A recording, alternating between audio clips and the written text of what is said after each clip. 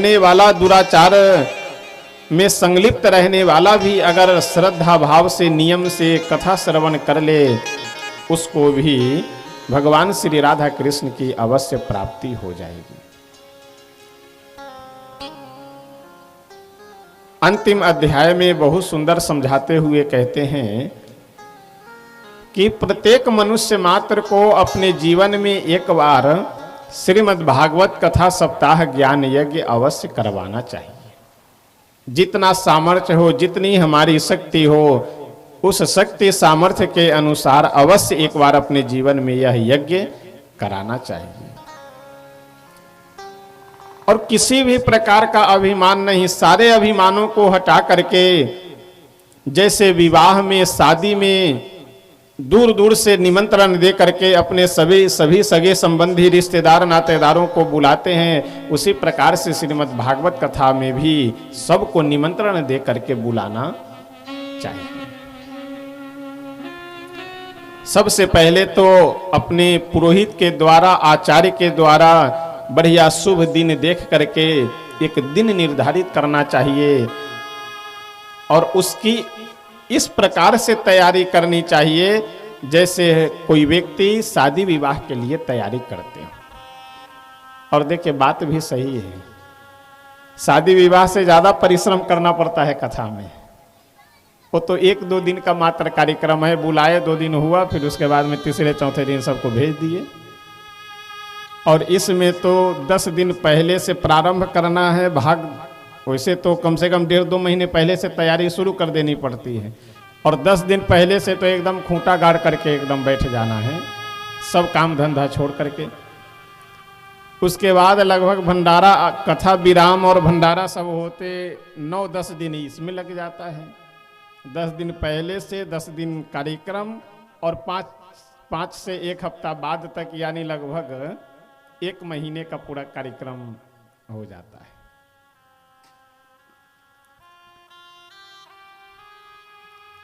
श्रीमद् भागवतकार बहुत सुंदर समझाते हुए कहते हैं कि ऐसा है, वक्ता को भी बुद्धिमान होना चाहिए और श्रोता को भी बुद्धिमान होना चाहिए। वक्ता अगर बुद्धिमान न हो तो वह समझा ही नहीं पाएगा कि क्या कहना है और क्या नहीं कहना है, किस विषय को कैसे समझाना है। और अगर श्रोता बुद्धिमान न हो तो वह समझ नहीं पाएगा कि हमें क्या सुनना चाहिए, क्या हम सुन रहे हैं, इसका तात्पर्य हमारे जीवन में क्या है। तो वक्ता को भी बुद्धिमान होना चाहिए और श्रोता को भी बुद्धिमान होना चाहिए। आगे श्रीमद् भागवतकार प्रथम स्कंध के प्रथम अध्याय को प्रारंभ करते हुए बहुत सुंदर वंदना करते हैं। देखिए श्रीमद् भागवत महापुराण की विशेषता है कि वंदना में किन्हीं देवता का नाम नहीं लेते हैं। जन्माद्यस्य यतोऽन्वयादितरतश्चार्थेष्वभिज्ञः स्वराट् तेने ब्रह्महृदायादिकवये मुह्यन्ति यत् सूरयः तेजो वारिमृदां यथा विनिमयो यत्र त्रिसर्गो मृषा धाम्ना स्वेन सदा निरस्तकुहकं सत्यं परं धीमहि। जन्माद्यस्य यतोऽन्वयादितरतश्चार्थेषु विज्ञः स्वराट् तेने ब्रह्म हृदय आदि कवये मुह्यन्ति यत् सूरयः तेजो वारिमृदां यथा विनिमयो यत्र त्रिसर्गो मृषा धाम्ना स्वेन सदा निरस्तकुहकं सत्यं परं धीमहि। श्रीमद् भागवतकार कहते हैं कि जन्माद्यस्य, यस्य का अर्थ होता है जिसका, यानी जिस संसार का जन्म यानी उत्पत्ति, पालन और संहार जिनके द्वारा होता है, जिन ईश्वर के द्वारा, जिन भगवान के द्वारा, जिन ब्रह्म के द्वारा इस संसार की उत्पत्ति, इस संसार का पालन और इस संसार का संहार होता है, उस सत्य स्वरूप परमात्मा की मैं वंदना करता हूं। जन्माद्यस्य यतोन्वयादि तरतश्चार्थेषु विज्ञः स्वराट।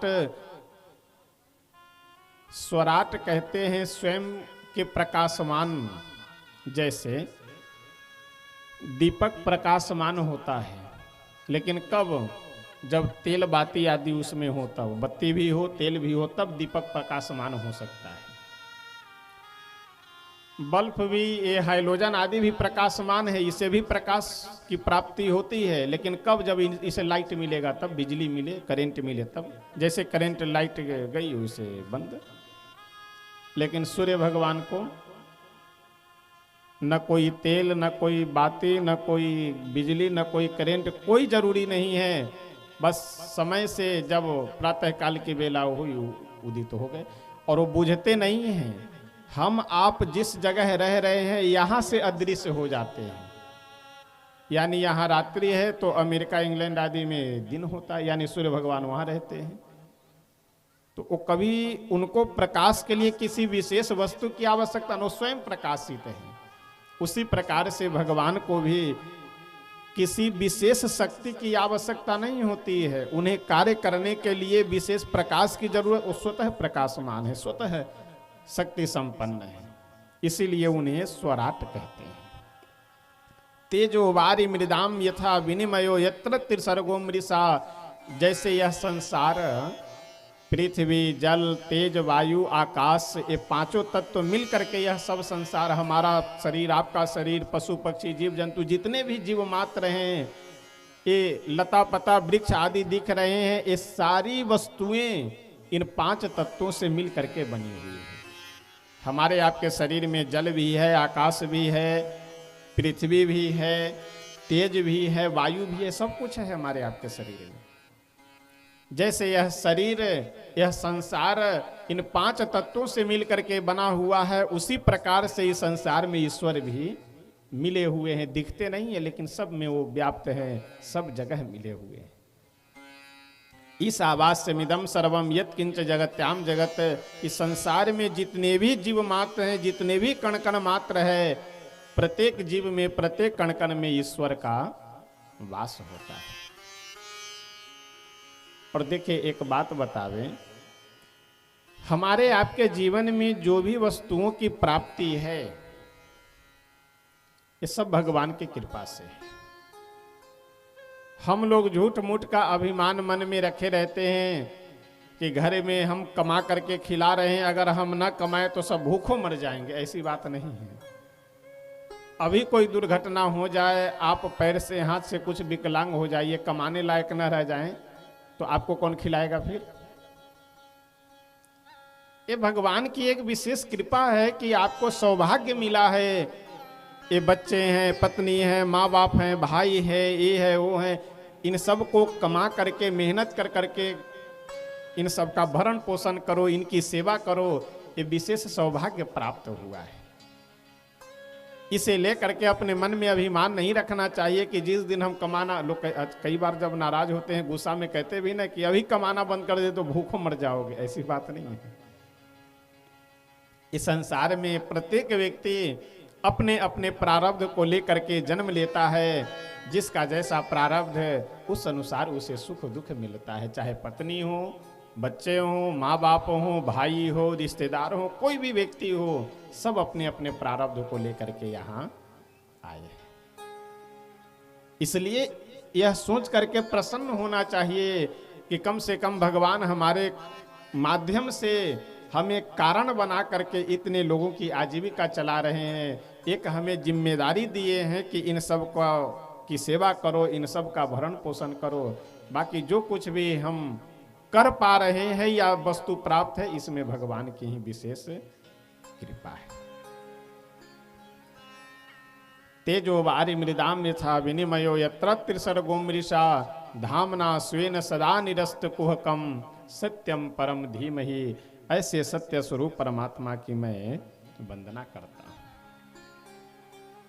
धर्म प्रोज्झित कैतवोत्र परमो निर्मत्सराणाम सताम वेद्यम वास्तवमत्र वस्तु शिवदम तापत्रयोन्मूलनम श्रीमद्भागवते महामुनि कृते किम वा परैरीश्वरः सद्यो हृदयवरुध्यते त्रिकृतिभिः शुश्रूषुभिस्तत्क्षणात्। यह जो भागवत धर्म है, यानी इस ग्रंथ की जो कथा है, इस ग्रंथ का जो प्रसंग है, यह प्रोज्झित धर्म है। यानी कैतव कहते हैं कपट को, कपट से रहित, प्रोज्झित यानी अलग, रहित। धर्म प्रोज्झित कैतवोत्र यानी कपट से रहित यह धर्म है। इस संसार में बहुत से ऐसे, जैसे हम लोग किसी से कुछ बात करते हैं उसमें भी कपट भरा हुआ रहता है। कोई सामने आकर के बोला, अरे भाई साहब जरा 500 रुपए की बहुत आवश्यकता थी, आप दे देते। तो पॉकेट में 5000 रुपए रखे हैं और तुरंत बोलेंगे कि अब कसम से बोल रहे हैं एक भी रुपए नहीं है, नहीं तो हम आपको दे देते। एक कपट ही तो है। दरवाजे पे कोई व्यक्ति आया हमसे मिलने के लिए, तो जैसे दूर से देखे कि आ रहा है मेरे दरवाजे पे, वैसे बोले कहाँ से सुबह सुबह आ जाता है, शकल दिखाने, दिन खराब हो जाता है, पता नहीं, मना करो तो मानता नहीं है। अच्छा, जब दूर से देखे आते हुए तो क्या बोल रहे थे कि हमारे सामने अगर ये ना आता तो बहुत अच्छा रहता हमारे लिए, और जैसे पास में आया वैसे मुस्कुराता, अरे आइए आइए आइए भाई साहब, क्या कहना है, अरे बहुत अच्छा, अरे हम तो धन्य हो गए आपको देख करके। ये क्या है? इसी को कपट कहा जाता है। अंदर कुछ और हो, बाहर कुछ और हो, यही कपट है। लेकिन भगवान की कथा कपट रहित कथा है, और कपट से दूर होने की शिक्षा भी देता है कि जीवन में अगर आप आनंद प्राप्त करना चाहते हैं, जीवन को सुखी रखना चाहते हैं, तो एक काम अवश्य करना चाहिए कि आप जितना सहज सरल रहेंगे और ये छल कपट प्रपंच आदि से, झूठ फराड से जितना दूर रहेंगे, उतना ही आप मन से भी आनंदित रहेंगे और शरीर से भी आनंदित रहेंगे। निगम कल्पतरोर गलितम फलम सुख मुखादमृत द्रव संयुतम पिबत भागवतम रसमालयम मुहुरहो रसिका भुवि भावुका। ये जो श्रीमद् भागवत महापुराण है, ये क्या है? ये निगम यानी वेद रूपी वृक्ष का पका हुआ फल है। वेद रूपी वृक्ष का बढ़िया पका हुआ रसमय फल है। यहां बहुत सुंदर दो शब्द भागवतकार कहते हैं, रसिका और भावुका। कभी भी कोई बात अगर किसी को आप समझा रहे हैं, जैसे आप बढ़िया किसान हैं, बढ़िया एकदम खेती बाड़ी के विषय में आपको खूब नॉलेज है, खूब आपको अनुभव है, लेकिन चाहे लाख अनुभव हो, लाख आप किसानी करते हो, लेकिन अगर बीज को ले जाकर उसर में बो दीजिए, उसर में बीज बोने से आपको क्या लाभ मिलेगा? उसी प्रकार से आप खूब समझदार हैं, लेकिन जब यही नहीं समझ पाए कि समझाना किसे चाहिए, तो आप लाख समझदार होकर के क्या मतलब है? इसलिए बुद्धिमान होने से बड़ी बात यह है, समझदार होने से भी बड़ी बात यह है कि समझाना किसे है, बताना किसे है, यह समझ होनी चाहिए। रास्ते चलते उपदेश दिया करेंगे, रास्ता चलते समझाते रहेंगे, तो फिर आपकी बातों का कोई वजन नहीं रह जाएगा। इसलिए समझाने का जो समय है और समझाने योग्य जो व्यक्ति है, इस दोनों का अनुभव होना चाहिए। कब समझाया जाए और किसे समझाया जाए। श्रीमद् भागवतकार बहुत सुंदर कहते हैं कि जो रसिक होते हैं, यानी कथा के जो रसिक हैं, कथा के प्रेमी हैं, उन्हीं को कथा में बुलाना भी चाहिए। आपकी मित्रता है, आपकी रिश्तेदारी है, उसको मित्रता और रिश्तेदारी तक ही रहने दीजिए। अगर कथा में प्रेम नहीं है तो उनको बुलाना भी नहीं चाहिए, नहीं तो आपको भी डिस्टर्ब कर देंगे। वो जो भावुक हैं, श्रद्धावान हैं, उन्हीं को बुलाना भी चाहिए कथा में। क्योंकि कोई भी काम आप कर रहे हैं तो अगर सही दिशा में काम हो तो उसका प्रतिफल दिखाई देगा। अगर विपरीत दिशा में आप काम करेंगे तो उसका कोई फल दिखाई नहीं पड़ेगा। और देखिए, सीधी सी बात यह है, इस संसार में कुछ लोग ऐसे होते हैं जो थोड़ा बहुत पढ़ लिख करके अपने आप को बुद्धिमान होने का अभिमान पाले रहते हैं कि हम बड़े समझदार हैं। ऐसे व्यक्ति को आप समझा नहीं सकते। एक संस्कृत का बहुत सुंदर श्लोक है, अज्ञः सुखमाराध्यः सुखतरमाराध्यः विशेषज्ञः ज्ञान लौ विदग्ध तम ब्रह्मापि न रंजते। एकदम मूर्ख आदमी को समझाना आसान है। जो एकदम पढ़ा लिखा ना हो उसे आप समझाएंगे तो मान जाएगा, हाँ ठीक है, अब हमें नहीं मालूम है, आप बता रहे हैं तो इसका मतलब बात सही ही होगी। एकदम मूर्ख आदमी को समझाना आसान है, अथवा एकदम पढ़े लिखे जो विद्वान व्यक्ति हो, वास्तव में विद्वान हो, पढ़े लिखे हो, उन्हें समझाना आसान है।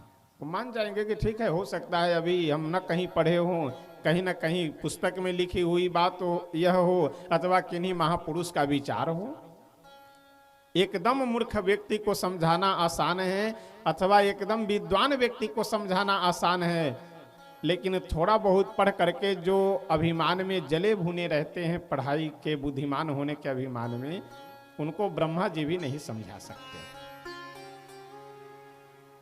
तो ऐसे जो अभिमान में जले भुने लोग हैं, उनके सामने हाथ जोड़ करके खुद ही समझ लेना चाहिए कि भैया ठीक है, तुम जीत गए, हम हार गए, सीधी सी बात खत्म। इसलिए भागवतकार कहते हैं कि कभी भी अगर हम श्रीमद् भागवत कथा ज्ञान यज्ञ का आयोजन कर रहे हैं, कोई भी धर्म कार्य कर रहे हैं, तो ऐसे कार्य में उन्हीं लोगों को बुलाना चाहिए जिनका उससे प्रेम हो, लगाव हो। ऐसे व्यक्ति को नहीं बुलाना चाहिए कि जो श्रद्धावान न हो, उस कार्य के प्रति प्रेमी न हो, उस कार्य में उनकी रुचि न हो। इसीलिए कहते हैं कि रसिका भुवि भावुका, जो रसिक हैं यानी कथा सुनने के प्रेमी हैं, और भावुक यानी श्री सीताराम जी में, श्री राधा कृष्ण भगवान में जिनकी श्रद्धा है, जिनकी भावना है, ऐसे लोगों को ही कथा में अपने बुलाना चाहिए। आगे बहुत सुंदर वर्णन करते हुए कहते हैं कि श्री सूत जी महाराज सनकादिक ऋषियों से बोले कि ऐसा है, आप लोग प्रश्न किए और हम कथा सुनाना आरंभ कर दिए, वंदना तो किए ही नहीं हम अभी। ध्यान दीजिएगा, कभी भी हम अपने जीवन में अगर कोई नया कार्य करने जा रहे हैं, चाहे कोई यात्रा पे निकल रहे हो, अथवा गृह आदि का निर्माण कर रहे हो, कोई बिजनेस व्यवसाय कर रहे हो, कोई भी अगर जीवन में आप नया काम करने जा रहे हैं, तो अपने माता पिता, गुरु और इष्ट देवता, इन चार को स्मरण करके ही आगे बढ़ना चाहिए। देवता सामने नहीं है, मन ही मन प्रणाम किए। गुरु भी हमारे सामने नहीं है, मन ही मन स्मरण किए, प्रणाम किए। माता पिता पास में नहीं, अगर पास में है तो पैर छू करके तब आप अपने काम पे जाइए, आगे बढ़िए, और नहीं है तो मन ही मन प्रणाम करके, इन चारों को प्रणाम करने के बाद ही किसी भी काम में लगना चाहिए। इससे अगर उस कार्य में विघ्न बाधा भी अगर कुछ आने वाली होगी तो सारी बाधाएं दूर हो जाएगी, उस कार्य में सफलता मिलने की बात अधिक हो जाएगी, यानी सफलता मिलने का कारण अधिक हो जाएगा, सफल होने में कोई संदेह नहीं रहेगा। श्री सूत जी महाराज अपने गुरुदेव सुखदेव भगवान की वंदना करते हैं। यम प्रव्रजंत मनुपेतम पेत कृत्यम द्वैपायनो विरह कातर आजुहाव पुत्रेति तन्मयतया तरवोभिनेदुस तम सर्वभूत हृदय मुनि मानतोस्मि। श्री सूत जी महाराज कहते हैं कि जो जन्म लेने के तत्काल उसी समय जन्म लेने के बाद उसी समय वन की ओर चल पड़े। कौन? श्री सुखदेव भगवान। 12 वर्ष पे इनका जन्म हुआ था और उसके बाद जैसे जन्म हुआ वैसे तुरंत वन की ओर चल पड़े। पीछे से श्री वेदव्यास भगवान पुत्र पुत्र बेटा बेटा कह करके पुकारते रहे, लेकिन एक बार भी मुड़ करके देखे नहीं। एक जगह गए और जंगल में झाड़ियों में जा करके प्रवेश किए और अदृश्य हो गए। अब जैसे श्री वेदव्यास भगवान पुत्र पुत्र कह करके पुकारने लगे, सो सारे वृक्षों से आवाज आने लगी, सुकोहम सुकोहम सुकोहम, ये आवाज ध्वनि सुनाई देने लगी। वेदव्यास भगवान समझ गए कि हमारा पुत्र कोई साधारण नहीं, ये तो दिव्य शक्ति संपन्न दिव्य आत्मा है कोई। वापस लौट करके चले आते हैं। श्री सुत जी महाराज कहते हैं कि हमारे गुरुदेव ऐसे हम धन्य हैं, ऐसे साक्षात ब्रह्म स्वरूप हैं, ईश्वर स्वरूप हैं। उन श्री सुखदेव भगवान अपने गुरुदेव की मैं वंदना करता। जीवन के वास्तविक आनंद को प्राप्त करने के लिए तो भगवान का सानिध्य ग्रहण अवश्य करना चाहिए। देखिए, एक बात मैं निवेदन करूं आप सबसे, धर्म का आचरण करने से, भगवान को मानने से, ध्यान से सुनिएगा कि भगवान को मानने से, धर्म का आचरण करने से भगवान मिलेंगे या नहीं मिलेंगे बाद की बात है। परोपकार करने से, अच्छे आचरण करने से, किसी का हित करने से, ये सब क्या है? धर्म कार्य है। ये सब करने से हमें स्वर्ग मिलेगा या नहीं मिलेगा ये बाद की बात है। भगवान को मानने से सबसे बड़ा लाभ हमारे आपके इस जन्म में ही दिखाई पड़ेगा। कैसे?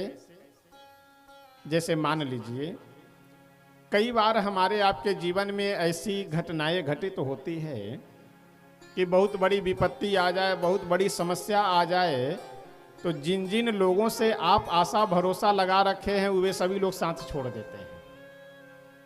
कई बार ऐसा होता है जीवन में।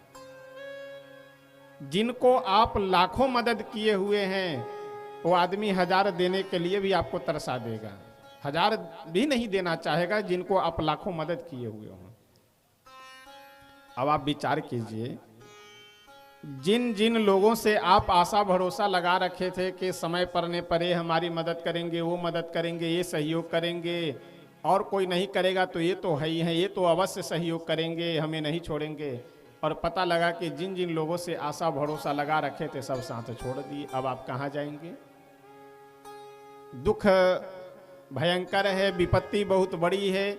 जिन लोगों से आशा लगा रखे थे वे सभी लोग साथ छोड़ दिए। अब आप जाएंगे कहाँ? एक ही उपाय है, या तो सल्फास की गोली खाकर सोएंगे, या कहीं वृक्ष से लटकेंगे, या कहीं नदी आदि में कूदेंगे, यही उपाय है।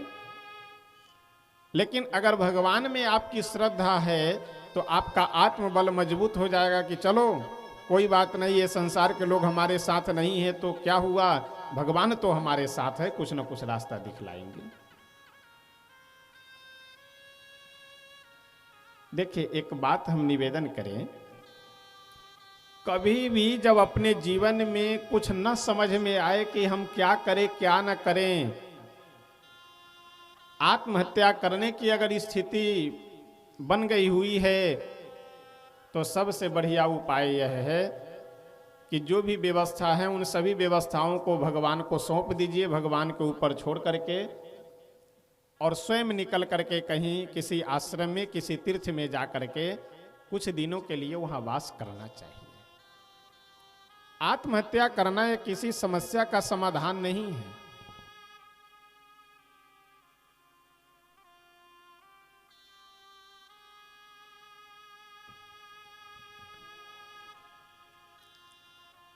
आत्महत्या करना ये किसी समस्या का समाधान नहीं है। कोई रास्ता नहीं समझ में। देखिए, आत्महत्या करने के बाद भी तो चले ही जाना है, आप तो दोबारा परिवार के लिए लौट करके आएंगे नहीं।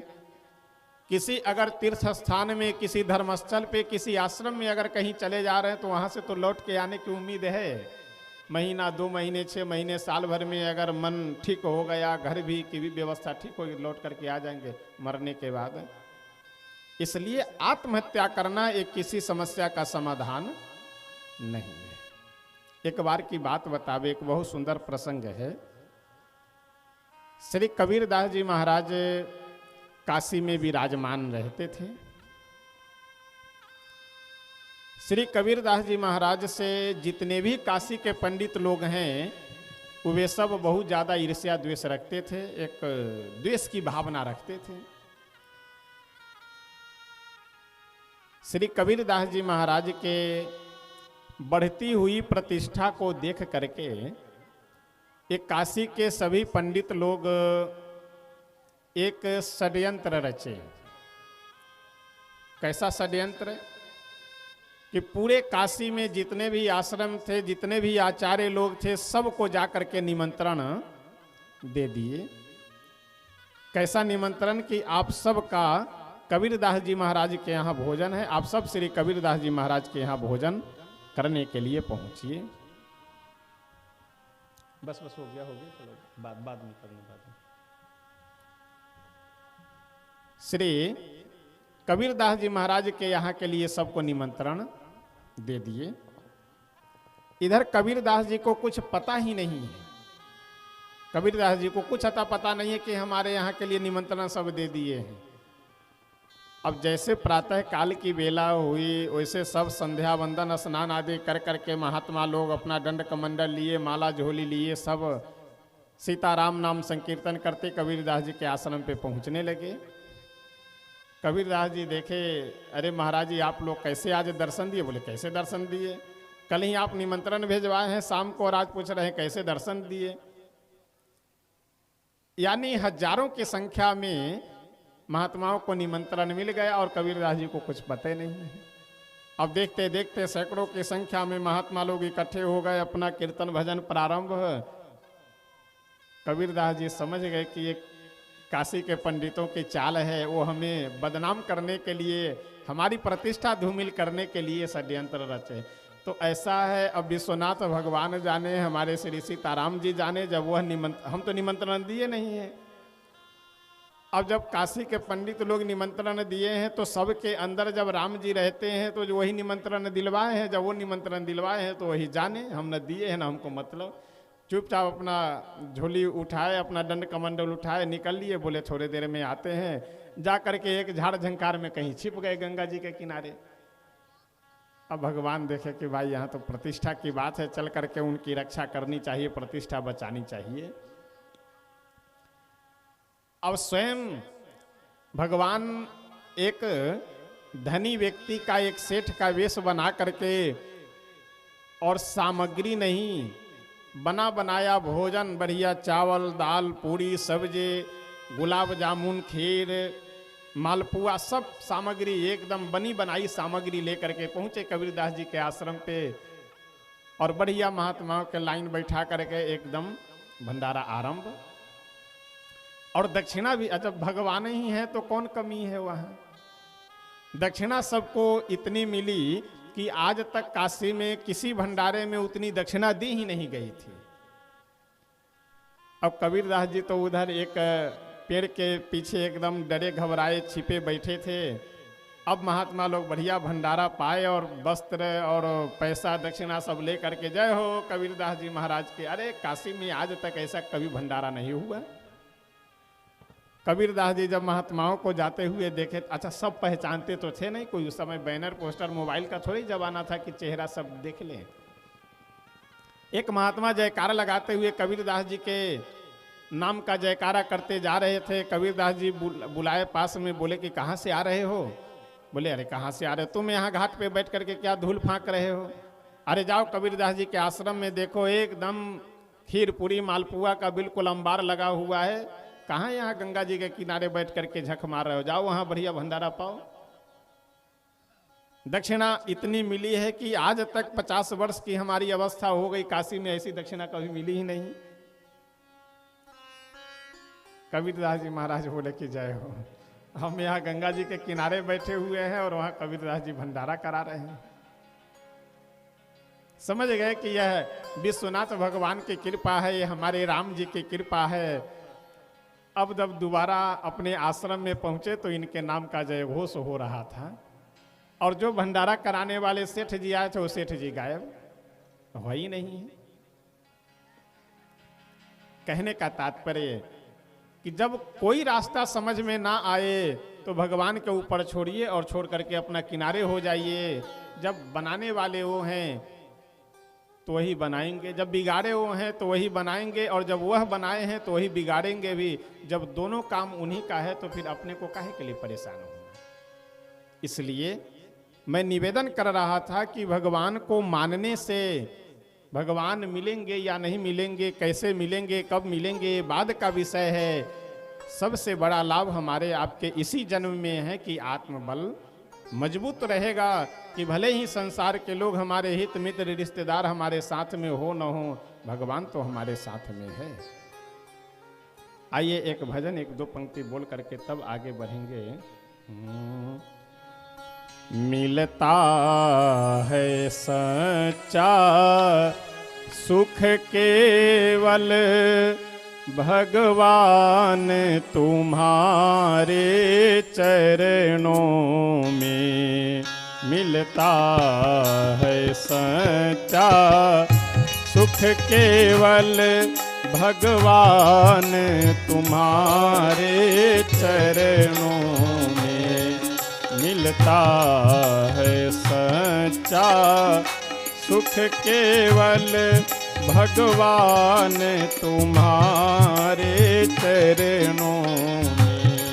मिलता है सच्चा सुख केवल भगवान तुम्हारे चरणों में। मिलता है सच्चा सुख केवल भगवान तुम्हारे चरणों में।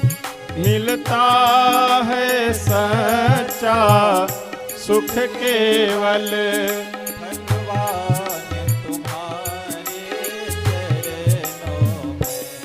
यह बिनती है पल छिन छिन के, यह बिनती है पल छिन छिन के भगवान तुम्हारे चरणों में।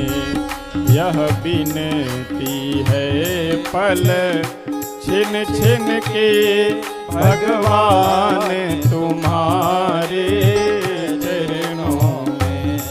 मिलता है सच्चा सुख केवल भगवान तुम्हारे चरणों में।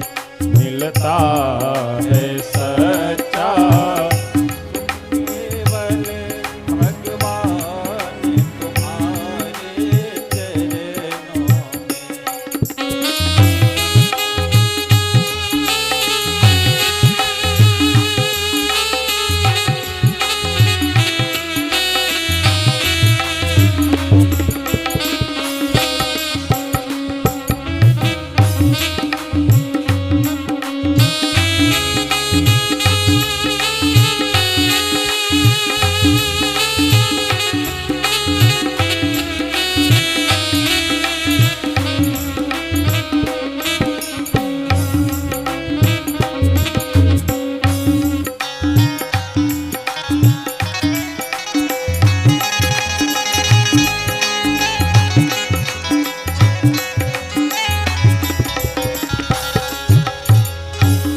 चाहे बैरी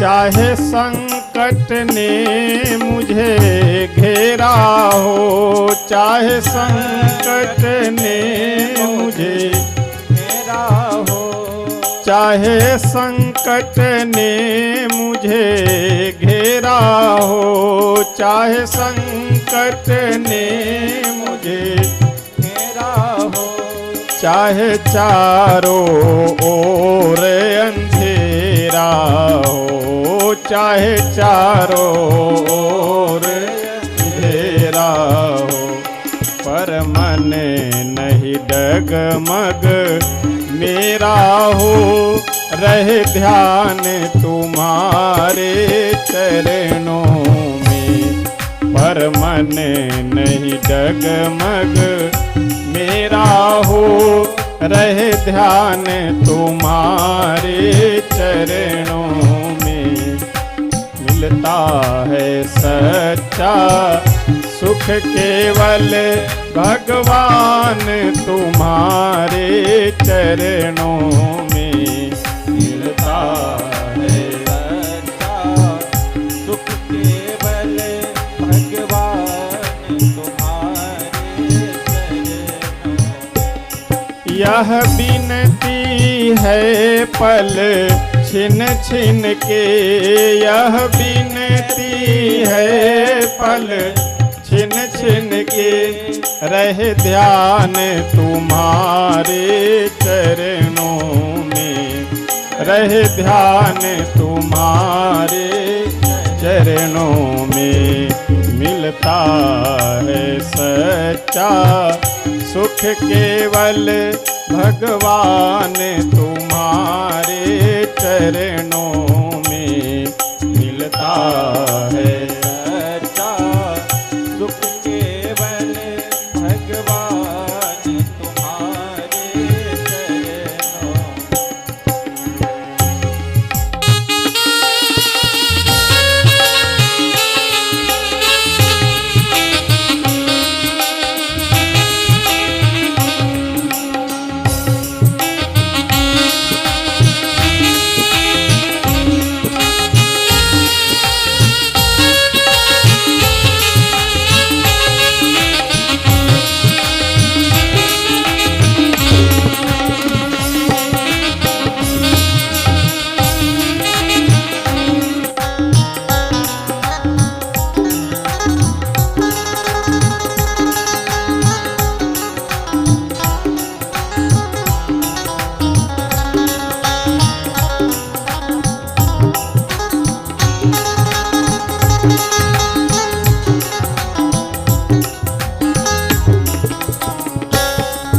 जिह्वा पर तेरा नाम रहे, जिह्वा पर तेरा नाम रहे, जिह्वा पर तेरा नाम रहे, जिह्वा पर तेरा नाम रहे, तेरा ध्यान सुबह और शाम रहे, तेरा ध्यान सुबह और शाम रहे, तेरी याद तो आठों याम रहे, तेरी याद तो आठों याम रहे, रहे ध्यान तुम्हारे चरणों में। मिलता है सच्चा सुख केवल भगवान तुम्हारे चरणों में, मिलता है सच्चा सुख केवल भगवान तुम्हारे चरणों। यह विनती है पल छिन छिन के, यह विनती है पल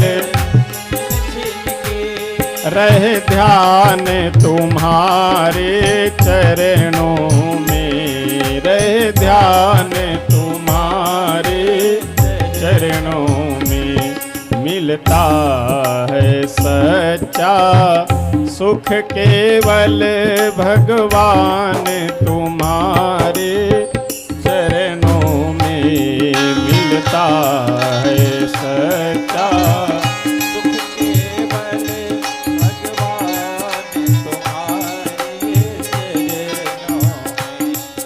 मिलता है सच्चा सुख केवल भगवान तुम्हारे चरणों में मिलता है।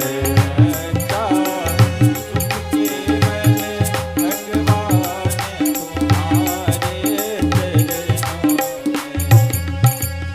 श्री राधा कृष्ण भगवान के।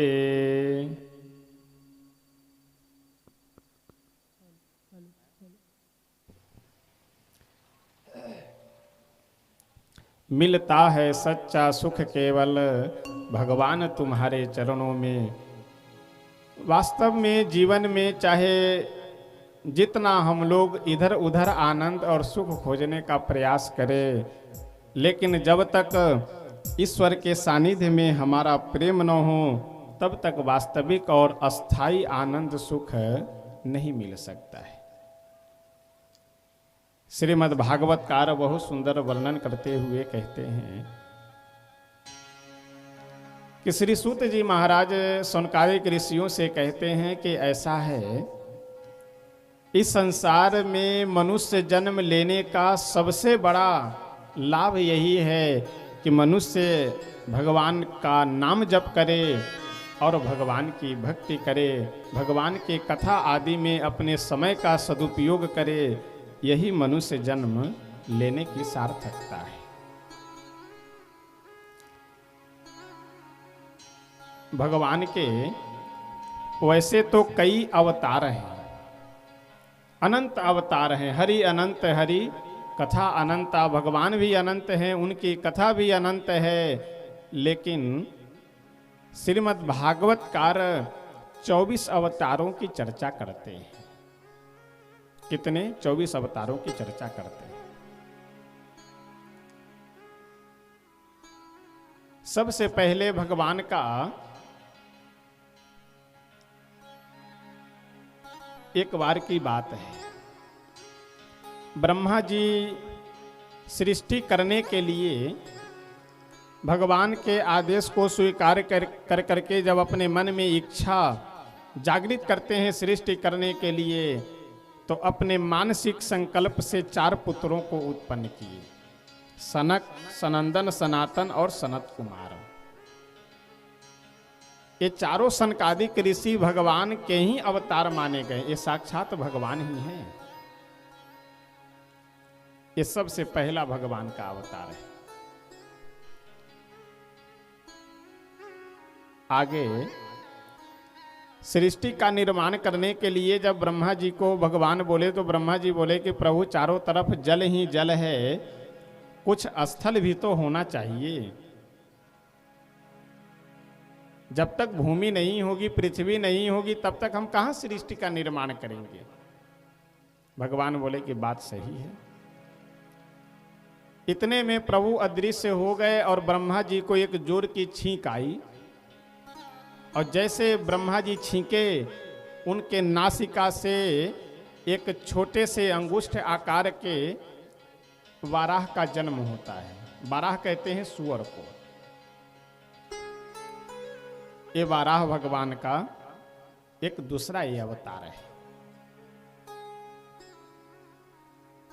आगे हम सब इन 24 अवतारों की कथा श्रवण करेंगे, इसलिए यहाँ संक्षिप्त में श्री नारद जी महाराज भी भगवान के ही अवतार हैं।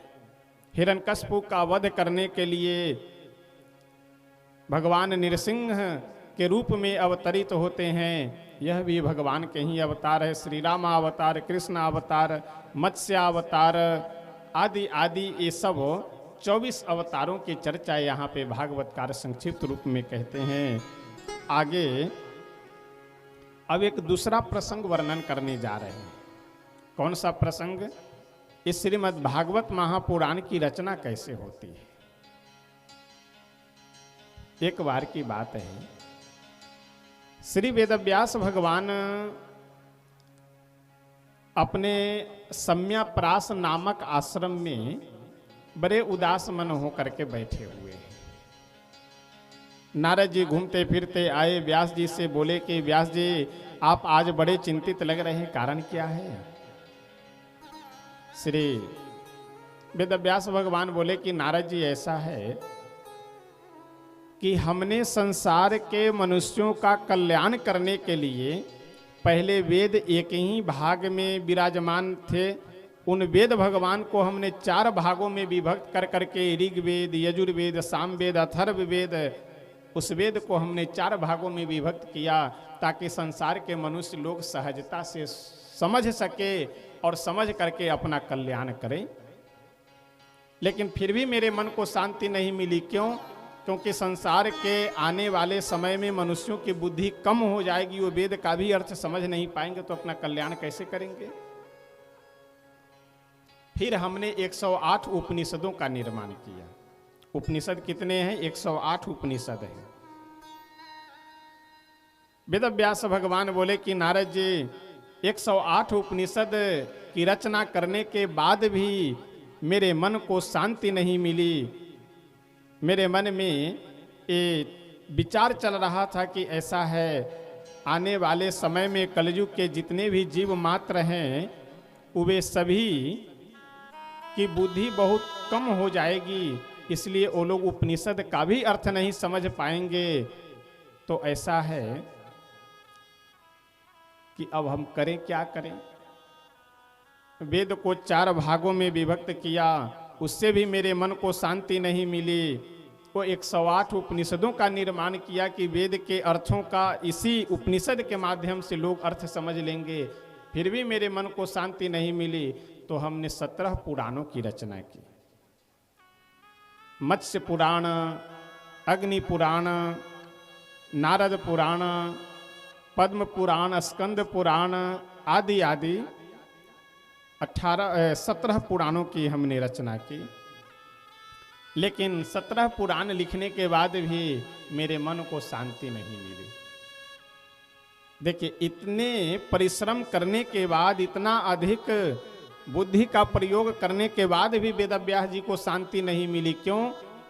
क्योंकि केवल इधर उधर की बातों में बुद्धि को लगा करके रखे थे। नारद जी मुस्कुराते हुए बोले कि वेदव्यास जी, जब तक आप भगवान की कथा का गायन नहीं करेंगे, जब तक आप भगवान के भक्तों की कथा नहीं गाएंगे, तब तक आपके मन को शांति नहीं मिलेगी। इस संसार में शांति तो मात्र केवल एक ही जगह पे है, वो भगवान की कथा में और भगवान के भक्तों की कथा में। श्री नारद जी वेदव्यास भगवान से बोले कि ऐसा है व्यास जी, इस जीवन में जब तक आप संतों की महिमा नहीं गाएंगे, भक्तों का महत्व नहीं वर्णन करेंगे, भगवान की कथा नहीं गायन करेंगे, तब तक आपको जीवन में शांति नहीं मिलना है, आनंद नहीं मिलना है। श्री नारद जी अपने पूर्व जन्म का प्रसंग सुनाते हुए कहते हैं कि पूर्व जन्म में मैं मनुष्य शरीर से जब जन्म लिया तो मेरा जन्म एक बहुत ही गरीब परिवार में हुआ था। छोटी सी अवस्था में मात्र मैं कुछ महीने का ही था कि मेरे पिताजी स्वर्गवासी हो गए। जो मेरी माँ थे वो मेरी माँ एक बड़े ही पैसे वाले धनवान व्यक्ति के घर में जाकर के वही झाड़ू पोंछा बर्तन आदि करने का काम करते थे। लेकिन जिस परिवार में मेरी माँ सेवा करने जाते थे, काम करने जाते थे, वो परिवार बड़ा भक्त परिवार था। उस परिवार में हमेशा संत महात्माओं का आना जाना लगा हुआ रहता था। एक बार की बात है, महात्माओं की एक टोली, महात्माओं की जमात 10-20 की संख्या में श्री नारद जी व्यास जी को कह रहे हैं कि महात्माओं की एक टोली मेरी माँ जिस परिवार में सेवा करने जाते थे, नौकरी करते थे, उस परिवार में आए चातुर्मास से व्रत करने के लिए। श्रावण, भाद्रपद, आश्विन और कार्तिक, आश्विन कार्तिक के 4 महीने जो चातुर्मास से व्रत करने वाले भक्त होते हैं, उन लोगों को इन 4 महीनों में बहुत सारे नियम है। क्या खाना है, कैसे सोना है, क्या बोलना है, किस प्रकार से रहना है। ये 4 महीने बहुत नियम से रहते हैं। कहीं इधर उधर नहीं जाना है, बाहर सूर्यास्त से पहले खा लेना है, सूर्योदय से पहले ब्रह्म मुहूर्त में जगना है, प्रतिदिन सुबह में स्नान, बहुत सारे नियम हैं। तो चातुर्मास करने वाले व्यक्ति ये 4 महीने का नियम रख करके चातुर्मास व्रत करते हैं। तो वे सभी महात्मा चातुर्मास करने के लिए आए, तो अपनी माँ के साथ मैं भी जाता था वहाँ पे काम करने के लिए।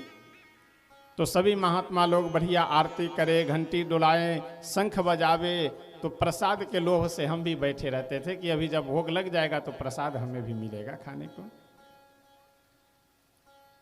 एक दिन की बात है, सभी महात्मा लोग बैठ करके भोजन कर रहे थे, तो एक महात्मा जी के पत्तल पे कुछ मिठाइयाँ, वो मिठाई छोड़ दिए, नहीं खाए। अब बाल्य बुद्धि होने के कारण मैं उस मिठाई को उठा करके खा लिया। और ध्यान रखिएगा, जूठा कभी भी न खाना चाहिए और ना ही खिलाना चाहिए, क्योंकि जूठा खाने से अगले व्यक्ति यानी जिसका हम जूठा खा रहे हैं उसका विचार हमारे ऊपर प्रभावी होने लगता है। इसलिए जूठा कभी भी सोच समझ करके खाना चाहिए। शास्त्र तो सीधा मना करता है कि जूठा किसी के भी नहीं खाना चाहिए, न खाना चाहिए न खिलाना चाहिए। चाहे जो भी संबंध हो, चाहे पिता पुत्र हो, चाहे पति पत्नी हो, चाहे भाई भाई हो, कभी भी एक दूसरे का जूठा नहीं खाना चाहिए। श्री नारद जी महाराज कहते हैं कि संतों का वह जूठन प्रसाद जैसे ही मैं ग्रहण किया खाया, वैसे मेरी बुद्धि एकदम शुद्ध हो जाती है, निर्मल हो जाती है। धीरे धीरे समय व्यतीत होता गया। चातुर्मास व्रत पूरा होने के बाद जब महात्मा लोग जाने लगे, तो उनके साथ साथ मैं भी चल पड़ा। सभी महात्मा लोग हमें रोक करके बोले कि ऐसा है, अपनी माँ के अकेले तुम पुत्र हो और तुम्हारी माँ इतनी श्रद्धा भाव से हम लोगों की सेवा की है, तो बुढ़ापे का मात्र तुम अकेले एक सहारा हो, तुम्हें लेकर कैसे चले जाए, तुम यही रहो। बाद में जब बड़े हो जाना तब फिर हमारे साथ में चलना। एक मंत्र दे दिए, सीताराम राधे श्याम, जो भी मंत्र महात्मा लोगों को समझ में आया वो मंत्र दे दिए। श्री नारद जी महाराज बड़े ही श्रद्धा भाव के साथ उस मंत्र का जप करते हैं। धीरे धीरे समय व्यतीत होने लगा। एक दिन कुछ लोग आकर के बोले कि अरे बालक, तुम्हारी माँ को सांप काट लिया है, तुम्हारी माँ मर गई। अब ये सुन करके नारद जी रोए नहीं, दुखी नहीं हुए और नाचने लगे, मुस्कुराने लगे। लोगों को लगा कि अभी बचपना है, समझ की कमी है, इसलिए नाच रहा है, प्रसन्न हो रहा है। लेकिन नारद जी इसलिए नाचने लगे कि इसी माँ के कारण हम बाबा लोगों के साथ नहीं जा पाए, अब माँ रही नहीं तो आराम से अब एकदम स्वतंत्र होकर के चले जाएंगे। देखिए एक बात बतावें, मनुष्य को अगर प्रसन्न रहना हो, खुश रहना हो, तो बहुत सारे साधन हैं, उपाय हैं खुश रहने के। और जब आदमी यह संकल्प कर ले कि एकदम मुंह लटकाए रहना है, हमेशा दुखी रहना है, उसको चाहे संसार की जितनी बड़ी संपत्ति मिल जाए, जितना सुख सुविधा मिल जाए, कभी खुश नहीं हो सकता है। कुछ आदमी स्वभाव ही बना लेता है एकदम मनहूस, उसका हमेशा चेहरा लटका हुआ। करोड़ों की संपत्ति मिल जाए तभी वो मनहूस से दिखेगा हमेशा आपको। और जो व्यक्ति अगर मन में यह रख ले कि हमें प्रसन्न रहना है हर हाल में, चाहे जैसी समस्या आ जाए, जैसी विपत्ति आ जाए, एकदम वो प्रसन्न ही दिखेगा। एक बार की प्रत्यक्ष घटना बतावे। एक व्यक्ति की पत्नी कहीं जा रही थी, रास्ते में गिर गई घर के ही आंगन में, पैर फिसल करके। अब पैर फ्रैक्चर हो, ये बच्चे को बैठा करके रखिए, वो खेले नहीं। पैर फ्रैक्चर हो गया, हॉस्पिटल में ले जाकर के भर्ती करना पड़ा, यहाँ तक कि कच्चा प्लास्टर भी डॉक्टर कर दिए। जब वह आए आश्रम पे अयोध्या जी, तो एकदम मुस्कुराते हुए पूछे कि कहाँ से आ रहे हैं? बोले हॉस्पिटल से आ रहे हैं। हॉस्पिटल में काहे के लिए? पत्नी गिर गई है, थोड़ा पैर में प्लास्टर वगैरह हुआ है, भर्ती है, हफ्ता 10 दिन रहेगी, ठीक हो जाएगी फिर। अच्छा, इतनी बड़ी घटना हो गई, लेकिन कोई उदासी नहीं, कोई दुखी नहीं, कोई मलाल नहीं, एकदम प्रसन्न। बहुत सुंदर वो बात बोले जिस व्यक्ति की मैं यह घटना बता रहा हूं। हम बोले कि ऐसा है, पत्नी गिर गई है, 50,000 रुपये खर्च हो जाएगा, इतनी समस्याएं, भाग दौड़, और आप कह रहे हैं कि कुछ नहीं, ये सब ठीक हो जाएगा, और मुस्कुरा रहे हैं। बोले कि ऐसा है महाराज जी, जो होना था वो तो हो चुका। अब अगर सबके सामने रोते हुए घूमे तो ठीक तो हो नहीं जाएगी। ठीक होगी दवा से ही, ठीक होगी पैसा खर्च करने से ही, समय लगेगा ही। जो है रोएंगे तभी उतना पैसा और समय खर्च होना है, और प्रसन्न रहेंगे तभी उतना पैसा और समय खर्च होना है। तो रो करके काहे के लिए अपने आप को और दुखी करे और झूठ मूठ के और माथे पे चिंता ला दे। इसलिए अगर हम मन में यह संकल्प कर ले कि हमें प्रसन्न रहना है तो आप हर हाल में प्रसन्न रहेंगे। और मन में आप यह संकल्प कर ले कि हमें दुखी, तो आदमी को कितनी भी कुछ व्यवस्था मिल जाए कभी सुखी नहीं हो सकता है। एक बहुत सुंदर प्रसंग है। किसी गांव में एक सज्जन, एक व्यक्ति, एक आदमी रहता था। बहुत सारे आदमी थे लेकिन ये विशेष आदमी था। विशेष इनकी कुछ घटना है, इसलिए इनके विषय में कहा जा रहा है। किसी गांव में एक व्यक्ति थे, चोरी करने का थोड़ा स्वभाव था कि जहां कहीं भी अगर इधर उधर मौका मिला तो हाथ साफ कर दिए। आलू के सीजन में जब आलू खोदने का समय होता है, लास्ट जनवरी और फरवरी के महीना, वो आदमी जाकर के एक के खेत में आलू खोद रहा था। अच्छा, दुर्भाग्य उसका एक कि जिसके खेत में आलू खोद रहा था वो पहुंच गया उसी समय। और दुर्भाग्य उसका ये, विशेष दुर्भाग्य ये था कि हाथ में डंडा भी लिए हुआ था। वो कहीं जा रहा होगा, कोई भैंस चराने या कहीं किसी काम से निकला होगा। अब जैसे देखा कि आलू चुरा करके खोद रहा है। अच्छा, आलू के समय में ही सरसों का भी फसल होता है, और उस समय भी सरसों एकदम तैयार होने वाला होता है, लगभग फल पकड़ लिए रहता है। अब उसी के खेत के बगल में एक दूसरे आदमी का खेत था, वो सरसों बोए हुआ था, बढ़िया सरसों भी एकदम लहलहाता हुआ, फसल तैयार था। अब उसी सरसों के खेत में खूब दौड़ा दौड़ा करके मारा वो आलू के खेत वाला व्यक्ति, चोरी करने वाले को।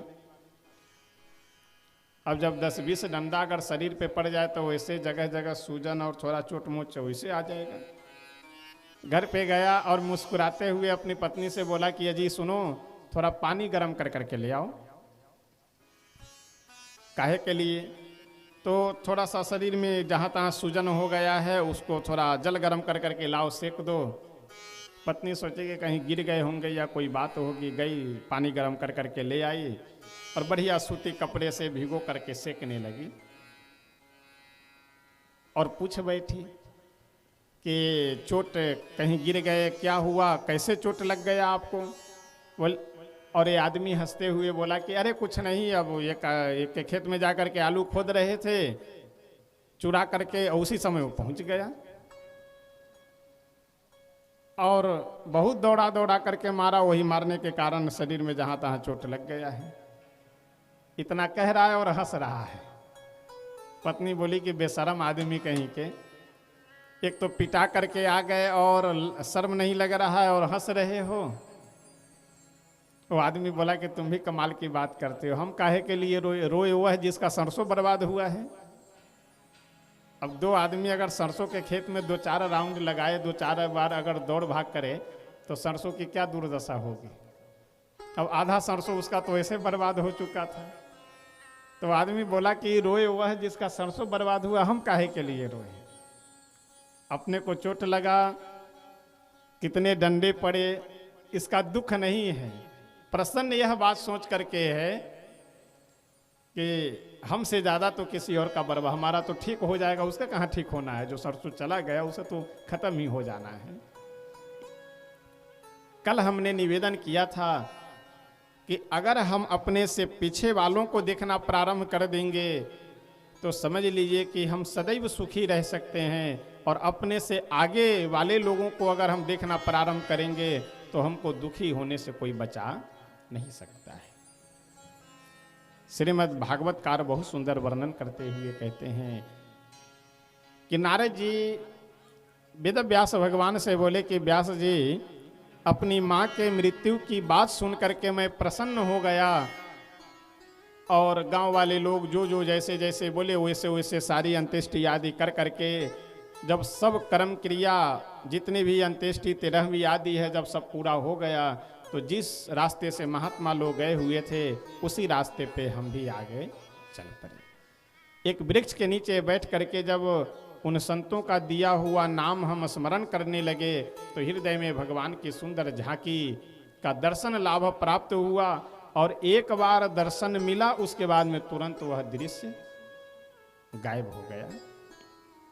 मैं जब बार बार उस झांकी को उस स्वरूप को देखने की प्रार्थना करने लगा तो आकाशवाणी हुई कि बालक अभी तुम में योग्यता नहीं है, वो तुम्हें विश्वास दिलाने के लिए हम दर्शन दिए हैं, बाकी अभी तुम आराधना करो उपासना करो, जब तुम्हारा पुण्य पूरा हो जाएगा तब तुम्हें हमारा दर्शन प्राप्त होगा। देखिए कितनी सुंदर बात है। हम लोग अगर 2-4 अगरबत्ती भगवान को दिखला लेते हैं तो ये सोचने लगते हैं कि बताओ इतना हम पूजा कर रहे हैं फिर भी हम परेशान।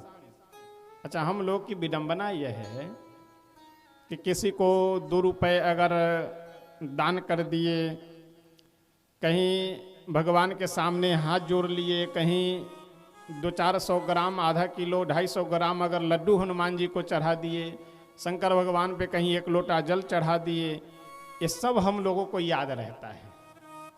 लेकिन कितना धोखेबाजी किए हैं, कितना चिटिंगबाजी किए हैं, किसके किसके साथ झूठ बोले हैं, किसको किसको गालियां दिए हैं, ये सब हम लोग को याद नहीं रहता है। और बहुत अगर भक्त होगा तो सुबह में एक बार बैठ करके बस ओम जय जगदीश हरे, स्वामी जय जगदीश हरे, तन मन धन सब तेरा क्या लागे मेरा। अब स्तुति तो करते हैं कि तन मन धन सब तेरा क्या लागे मेरा, और कहीं अगर आरती में या कहीं चढ़ाने की बात हुई तो एकदम निकाले पॉकेट से पैसे का बंडल, उसके बाद में सबसे पहले 500 वाला आया उसको हटाए, फिर 200 का आया उसे हटाए, फिर 100 का आया उसे हटाए, फिर 50 का आया उसे हटाए, फिर 20 का नोट आया उसे हटाए, जो सबसे अंत में 10 का नोट आता है उसको बस प्रभु देखिए ये हम दे रहे हैं। और कह क्या रहे हैं कि तन मन धन सब तेरा क्या लागे मेरा।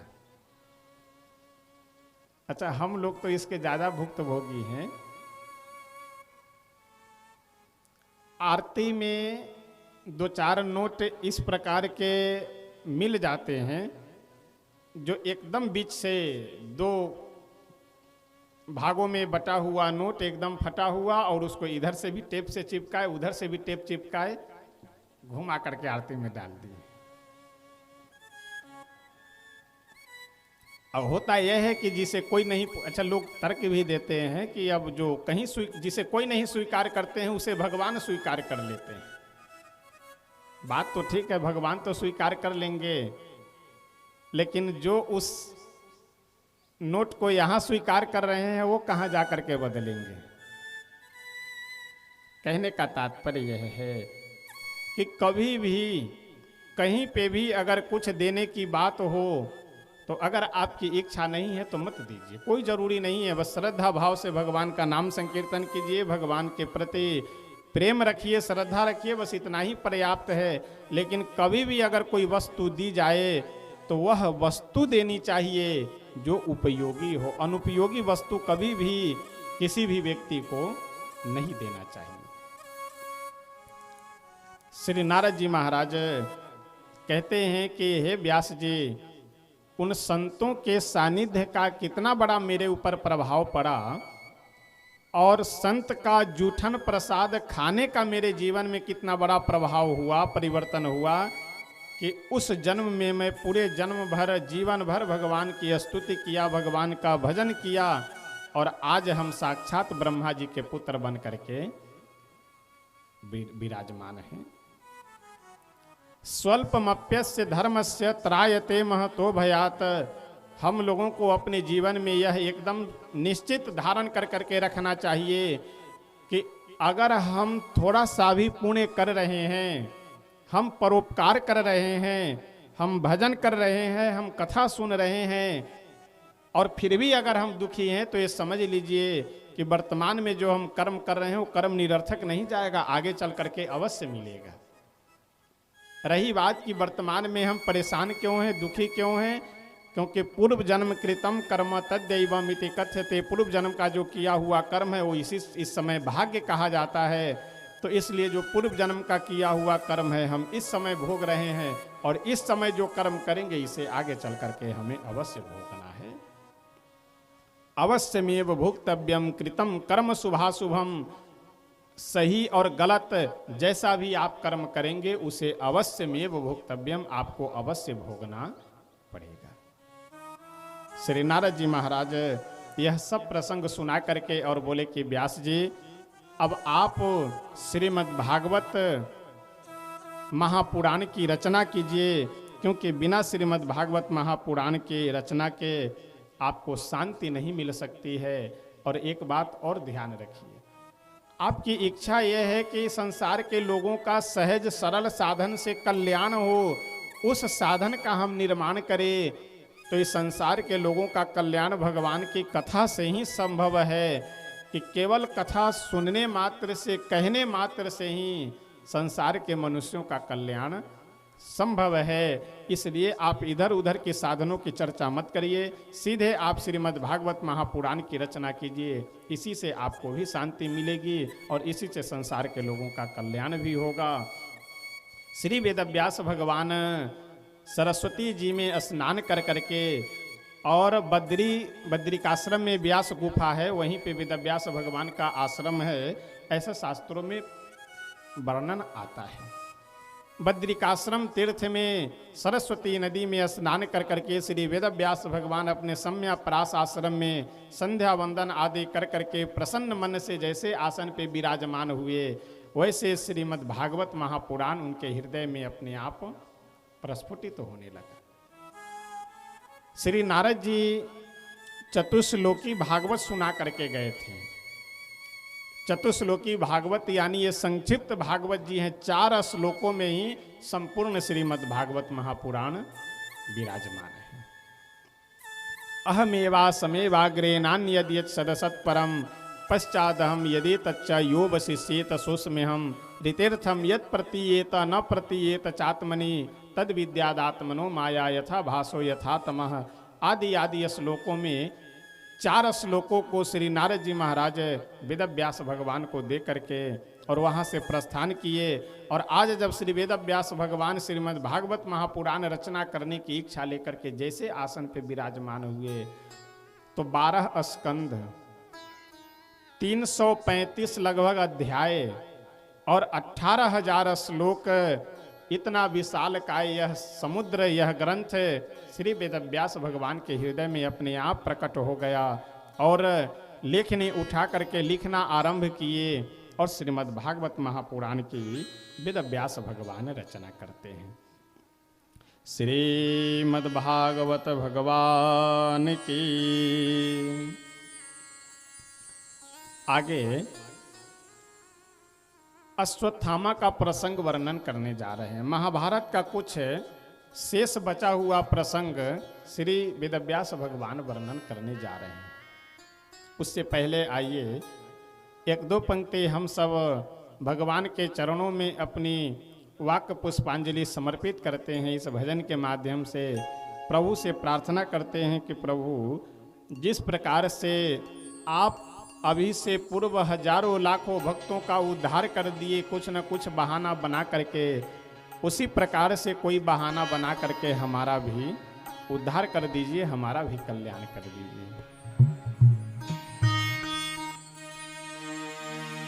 तारा है सारा जमाना, श्याम हमको भी तारो। तारा है सारा जमाना, श्याम हमको भी तारो। तारा है सारा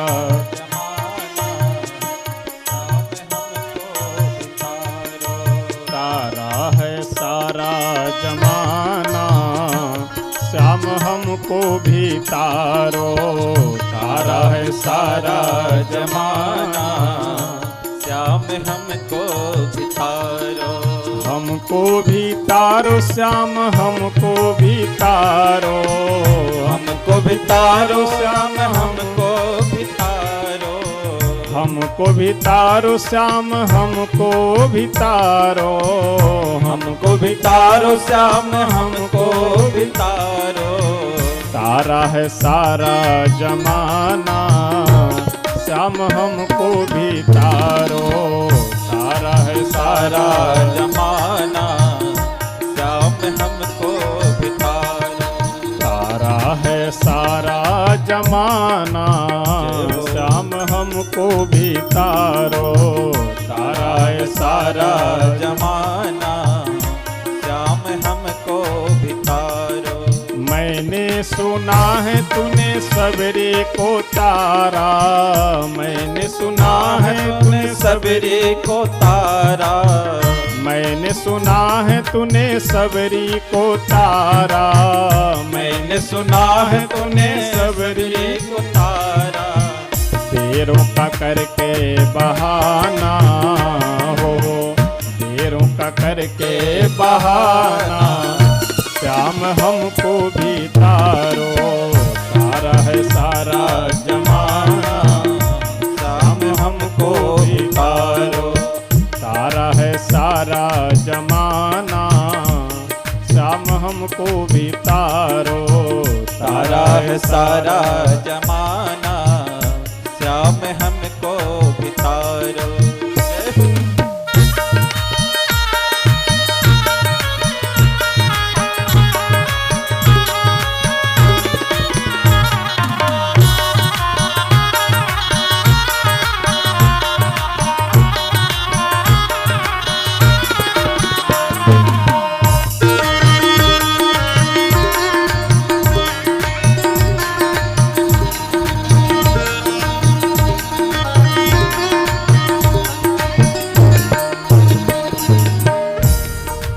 मैंने सुना है तूने विदुर जी को तारा, मैंने सुना है तूने विदुर जी को तारा।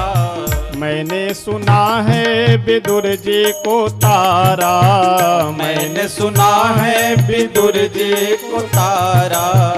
छिलके का करके बहाना हो, खेल का करके बहाना श्याम हमको भी तारो, तारा है सारा जमाना श्याम हमको बितारो। तारा है सारा जमाना श्याम हमको भी तारो, तारा है सारा जमाना श्याम हमको बितारो।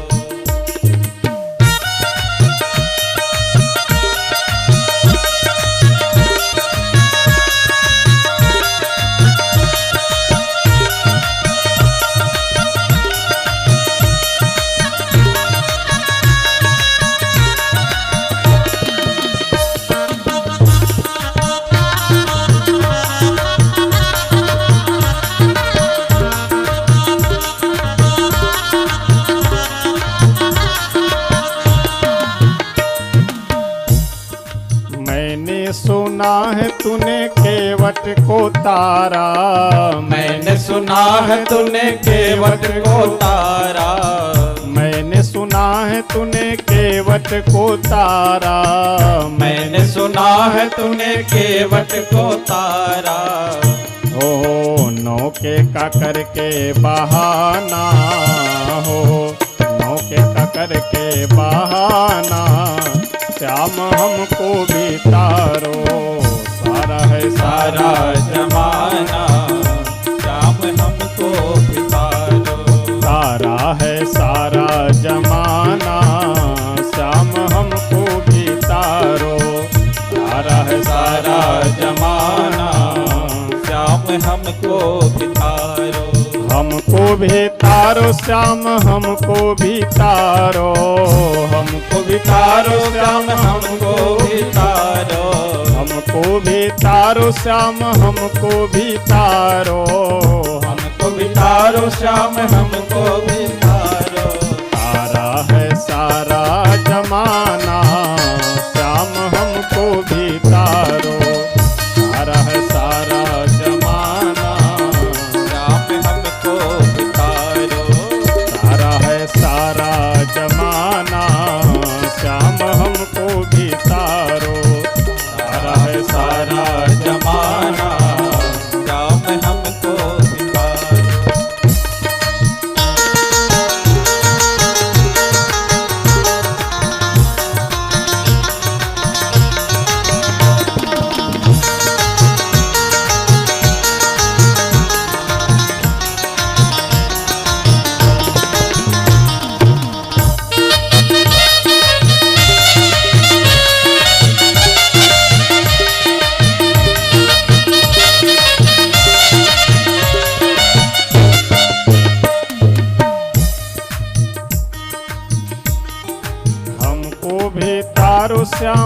हमको भी तारो, हमको भी तारो श्याम हमको भी तारो, हमको भी तारो श्याम हमको भी तारो, हमको भी तारो श्याम हमको भी तारो।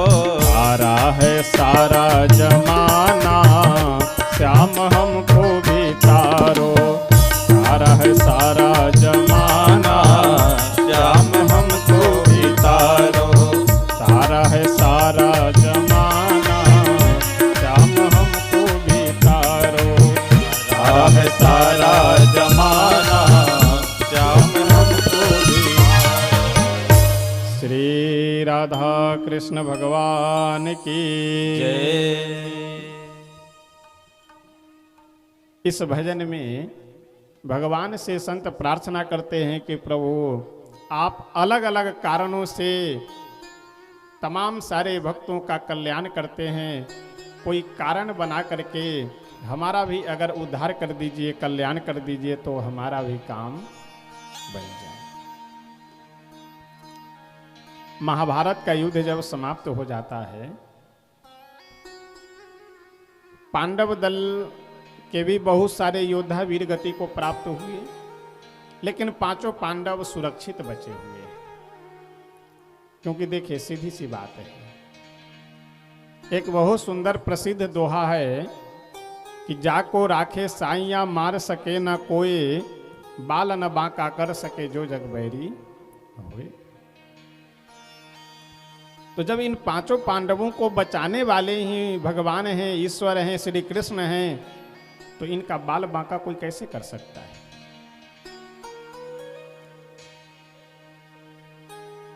युद्ध समाप्त होने के बाद कौरव दल में 3 व्यक्ति बचे हुए थे, अश्वत्थामा, कृपाचार्य और कृतवर्मा।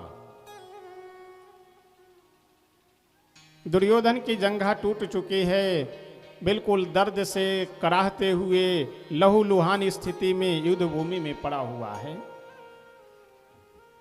रात्रि के समय अश्वत्थामा, कृतवर्मा और कृपाचार्य जी ये तीनों लोग गए दुर्योधन से मिलने के लिए।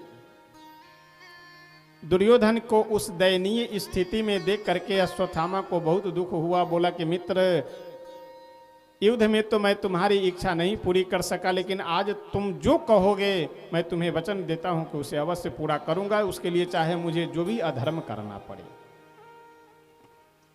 दुर्योधन बोला कि मित्र, अब हमारी इच्छा क्या, अब हम तो मृत्यु शैया पे पड़े हुए हैं। मन में दुख है एक बात का, हम 100 भाई थे, 99 मर चुके हैं, हम भी मरने के बिल्कुल निकट हैं। और पांडव 5 भाई थे और पांचों के पांचों आज तक सुरक्षित हैं। और देखिए, ये केवल दुर्योधन की समस्या नहीं है, ये हम सब की समस्या है। आज मनुष्य अपने दुख से जितना दुखी नहीं है, उतना दुखी पड़ोसी के सुख से रहता है। हमारा अभी 1 ही मंजिल है, पड़ोसी का 2 मंजिल बन गया। हमारे दरवाजे पे एक मोटरसाइकिल भी नहीं है और पड़ोसी के दरवाजे पे 4 व्हीलर गाड़ी, 4 पहिया गाड़ी खड़ी हो गई। तो आज लोगों की विडंबना यह है कि अपने दुख से जितना दुखी नहीं रहता है, उतने दूसरों के सुख से दुखी रहता है। अश्वत्थामा बोला कि मित्र, तुम एक पांडव की बात करते हो, मैं 5 का गर्दन काट करके अभी मस्तक ला करके तुम्हें दे रहा हूं। अश्वत्थामा रात्रि में गया और छिप करके पांडवों के शिविर में प्रवेश किया। अच्छा, हुआ यह कि आज युद्ध समाप्त हो चुका है, युधिष्ठिर जी युद्ध जीत गए हैं। तो युद्ध जीतने की खुशी में उत्सव मनाने के लिए भगवान सभी पांडवों को लेकर के अलग चले गए, उनके शिविर से अलग कर दिए। और उनके शिविर में, यानी पांडवों के शिविर में, 5 पांडव के जो पुत्र थे, जिनका द्रौपदी जी के गर्भ से जन्म हुआ था, वे 5 पांडव पुत्र अपने अपने पिता के समान देखने में थे। युधिष्ठिर जी का जो पुत्र था वो युधिष्ठिर जी के समान एकदम शांत सरल स्वभाव का, शरीर का भी आकार प्रकार बिल्कुल एकदम युधिष्ठिर जी जैसा। भीम जी का जो पुत्र था उसका शरीर भी एकदम विशालकाय भीम जैसा शरीर। अंधेरे में अश्वत्थामा कुछ सोच विचार किया नहीं, पांचों बिस्तरों पे 5 पांडव लेटे हैं यह समझ करके उन 5 पांडव पुत्रों का गर्दन काट करके मस्तक अपने हाथ में लिया और लेकर के दुर्योधन के सामने लाकर रख देता है। दुर्योधन अश्वत्थामा से बोला कि उस 5 सिर में जो सबसे बड़ा सिर हो वह जरा हमें उठा करके दो। सबसे बड़ा जो सिर था वह उठा करके अश्वत्थामा दिया। दुर्योधन अपने हाथ में लेकर के जैसे दबाया वैसे वह मस्तक चकनाचूर हो गया। दुर्योधन जब ध्यान से देखा तो और दुखी होकर के रोने लगा और बोला कि अरे मित्र, तुम तो बड़ा अन्याय हमारे साथ कर दिए। ये पांडव नहीं, ये पांडव पुत्र हैं, ये तो हमारे भतीजे हैं। हमारी दुश्मनी हमारा बैर इन पांडवों से था, पांडव पुत्रों से नहीं। तुम तो हमारे वंश में जल देने वाले भी कोई नहीं छोड़ा तुम। दुखी होकर के दुर्योधन अपना शरीर परित्याग कर करके परलोक धाम गमन करता है। प्रातः काल की वेला में द्रौपदी जी जब अपने पुत्रों को जगाने के लिए गई तो देखी कि पूरा बिस्तर एकदम खून से लथपथ हुआ पड़ा है। यह देख करके जोर जोर से आवाज देने लगी, चिल्लाने लगी, रोने लगी। माता शिशुनाम निधनम, अपने पुत्रों को मृत अवस्था में देख करके, मरे हुए स्थिति में देख करके, माता शिशुनाम निधनम सुतानाम,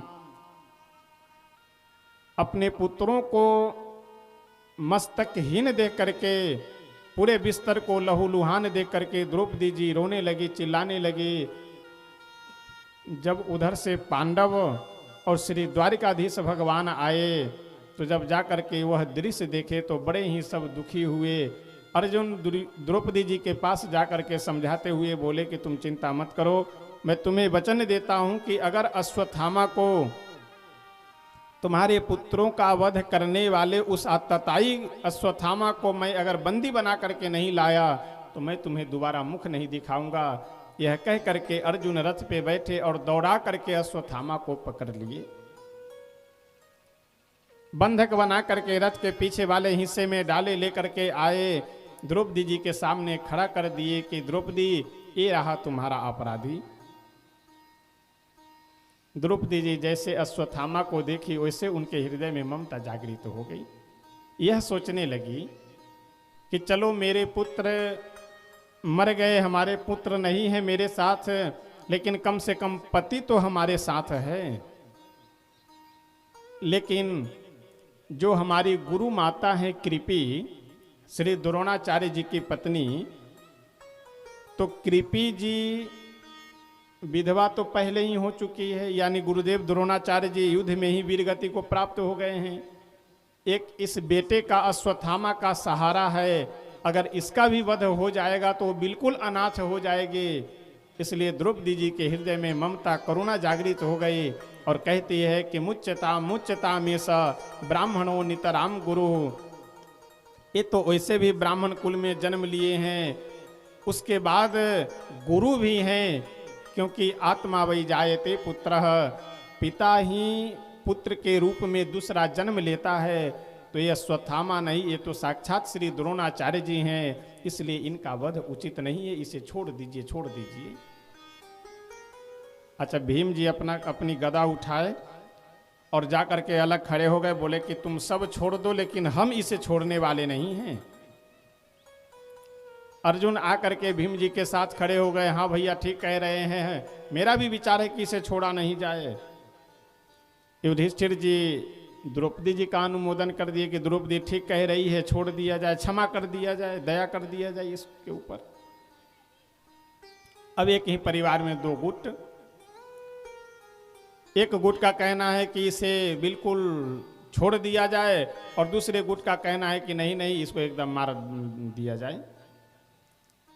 द्वारिकाधीश भगवान से युधिष्ठिर जी पूछे कि कन्हैया तुम ही निर्णय करो कि क्या किया जाए, छोड़ा जाए कि मारा जाए, क्या किया जाए। द्वारिकाधीश भगवान बोले कि भैया अगर हमसे पूछ रहे हैं तो हमारा तो विचार यही है कि ब्राह्मण का वध करना उचित नहीं है, ब्राह्मण का वध भी नहीं करना चाहिए और आतताई को छोड़ना भी नहीं चाहिए। मत्तम प्रमत्तम उन्मत्तम सुप्तम बालम स्त्रियम जडम प्रपन्नम विरतम विरथम भीतम न रिपुम हंति।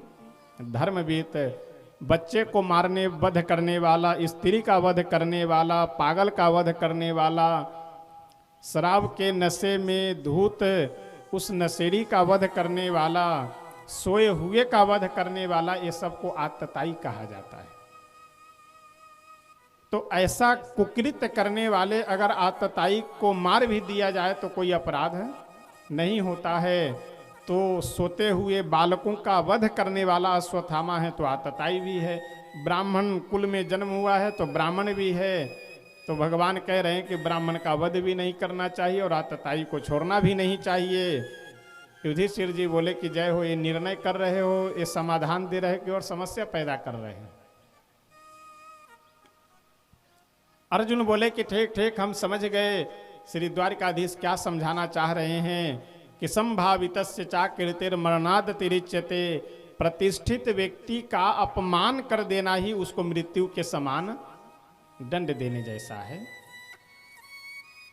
अश्वत्थामा बार बार कहता रहा कि मेरा वध कर दो लेकिन मुझे अपमानित मत करो, लेकिन फिर भी श्री भीम जी मस्तक पे 5 जगहों पे बाल छोड़ करके बाकी पूरा मस्तक छील करके, और जन्मजात अश्वत्थामा के पास एक दिव्य मणि थी मस्तक पे, उस मणि को निकाल करके और धक्के मार करके पूरे समाज में शिविर से बाहर निकाल दिया गया। अब अश्वत्थामा तो घायल सर्प के समान क्रोधित हो करके और पांडवों को एकदम निर्वंश करने का अपने मन में संकल्प ले लिया कि अब पांडवों को जल देने वाला मैं कोई छोड़ूंगा नहीं पांडवों के वंश में। गया जा करके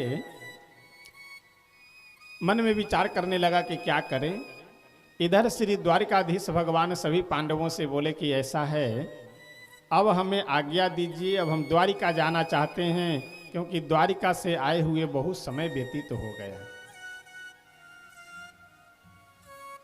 सभी से विदा ले ही रहे थे कि इतने में उत्तरा दौड़ी भागी चिल्लाते हुए आई कि प्रभु हमारी रक्षा कीजिए, हमारी रक्षा कीजिए, पाहि पाहि महायोगिन, देव देव जगत पते, हे जगत के पति, हे भगवान, हे ईश्वर, हे मेरे रक्षक, मेरी रक्षा करिए।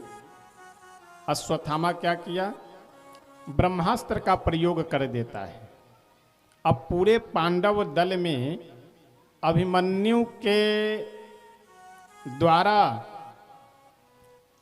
उत्तरा के गर्भ से जो एक संतति की प्राप्ति होने वाली है वही मात्र एक शेष बचे हुए हैं। बाकी अब पांडव दल में कोई वंश को चलाने वाला है नहीं, और उत्तरा के उस गर्भ को नष्ट करने के लिए अश्वत्थामा संकल्प कर करके ब्रह्मास्त्र का प्रयोग करता है। और उत्तरा जब देखे कि अब मेरा गर्भ नष्ट हो जाएगा तो इधर उधर किसी से रक्षा के लिए गुहार नहीं लगाती है, किसी से अनुनय विनय नहीं, साक्षात भगवान के चरणों में जा करके ही भगवान से प्रार्थना करती है कि प्रभु आप हमारी रक्षा करिए। श्री द्वारिकाधीश भगवान, श्याम सुंदर भगवान छोटे से अंगुष्ठ आकार में अपने शरीर को परिवर्तित कर करके उत्तरा के गर्भ में प्रवेश किए और अपने चक्र सुदर्शन से अपनी गदा को ही इतने तेजी से घुमाए कि वह चक्र सुदर्शन के समान दिखाई दिया। अपने तेज से भगवान ब्रह्मास्त्र के तेज को दबा करके और उत्तरा के गर्भ की रक्षा करते हैं। कुंती जी बोली कि कन्हैया हमारी इच्छा है कि कुछ दिन और आप यहीं हस्तिनापुर में रह जाइए, क्योंकि अभी भी बहुत बड़े बड़े उत्पात हो रहे हैं। अपनी एक रात्रि की वेला में भगवान जब अपने महल से निकले तो देखे कि मतलब अभी भैया सोए नहीं हैं। दरवाजे तक जब गए तो देखे युधिष्ठिर जी अपने सिंहासन पे बैठ करके खूब रो रहे हैं, खूब फपक फपक करके रो रहे हैं। गए पास में, हाथ पकड़ करके बोले कि भैया रात्रि के समय अकेले अकेले क्या, कौन सी विपत्ति है, क्या दुख है जो आप रो रहे हैं। युधिष्ठिर जी बोले कि कन्हैया क्या बतावे तुमसे, इतना बड़ा युद्ध हुआ है, लाखों बच्चे अनाथ हो गए, लाखों स्त्रियां विधवा हो गई, ये सब का कारण मैं हूं। मैं अपने निजी स्वार्थ के कारण राजा बनने की जो हमारी इच्छा थी, उस इच्छा के कारण इतना बड़ा संहार हुआ है, ये सब का अपराधी मैं हूं। भगवान भी मन ही मन मुस्कुराते हुए बोले कि लो, जब युद्ध चल रहा था तो छोटे भैया परेशान हो गए थे, दुखी हो गए थे कि मैं युद्ध नहीं करूंगा, ये है वो है, और अब युद्ध जब समाप्त हो गया तो ये दुखी हो गए। बहुत समझाए लेकिन युधिष्ठिर जी को बात समझ में आई नहीं। तो भगवान सोचे कि चलो इनको समझाएंगे तो हम ही, लेकिन चेहरा बदल करके, स्वरूप बदल करके, कल की बेला में यानी दिन होने के बाद प्रातः काल के नित्य कर्म आदि से निवृत्त होकर के श्री द्वारिकाधीश भगवान सभी पांडवों को लेकर के गए भीष्म पितामह जी का दर्शन करने, क्योंकि भीष्म पितामह जी अभी बाणों की सैया पे लेटे हुए हैं, उत्तरायण की प्रतीक्षा कर रहे हैं कि उत्तरायण का जब समय आवे तब हम अपने शरीर को छोड़ करके स्वर्ग को प्रस्थान करें। भगवान सभी पांडवों को लेकर के भीष्म पितामह जी के पास गए और भीष्म पितामह जी से बोले कि पितामह, बड़े भैया युधिष्ठिर जी राजा बन गए हैं, तो इनको कुछ आप उपदेश दीजिए। भीष्म पितामह जी बोले कि युधिष्ठिर, गृहस्थ व्यक्ति का सर्वप्रथम यह कर्तव्य है कि धन कमाए, लेकिन एक बात का ध्यान रखे, किसी को परेशान कर करके नहीं, किसी का हिस्सा हड़प करके नहीं, किसी को दुख दे करके नहीं, अपने परिश्रम से, कर्म से जितना हो सके गृहस्थ व्यक्ति का प्रथम कर्तव्य है धन कमाना। बहुत बढ़िया श्री भीष्म पितामह जी युधिष्ठिर जी को उपदेश दिए और भगवान को देखते देखते सुंदर शब्दों में स्तुति कर करके अपने शरीर का परित्याग करते हैं और पुनः लौट करके भगवान हस्तिनापुर आए और आ करके कुछ दिन निवास किए। एक दिन रथ पे विराजमान हुए और सभी पांडवों से बोले कि आप सब हमसे कुछ मांग लीजिए, आज अब नहीं रुकेंगे, अब आज तो निश्चित हमें विदा कर दीजिए, क्योंकि द्वारिकापुरी से आए हुए हमें बहुत समय व्यतीत हो गया, द्वारिकावासी भी हमारी राह देख रहे हैं, तो इसलिए अब आज तो निश्चित हम द्वारिका जाएंगे। सभी पांडव अपनी अपनी इच्छानुसार वर मांगे, लेकिन कुंती मैया एक बहुत सुंदर बात कहती है। ये बच्चे सब ये खेल रहे हैं, राजेंद्र जी, बच्चे सब वहां आवाज कर रहे हैं ज्यादा, देखिए बोले नहीं।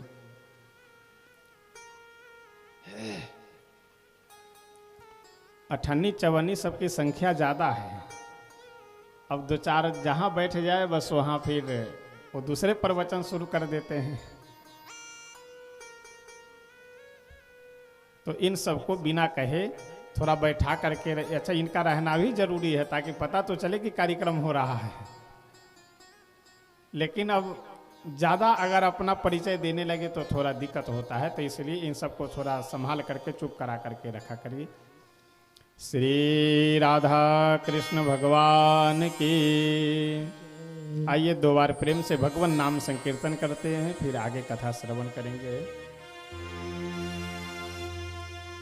श्री राम जय जय राम, श्री राम जय जय राम, श्री राम जय राम जय जय राम, श्री राम जय जय राम, श्री राम जय जय राम, श्री राम जय जय राम, श्री राम जय जय राम, श्री राम जय जय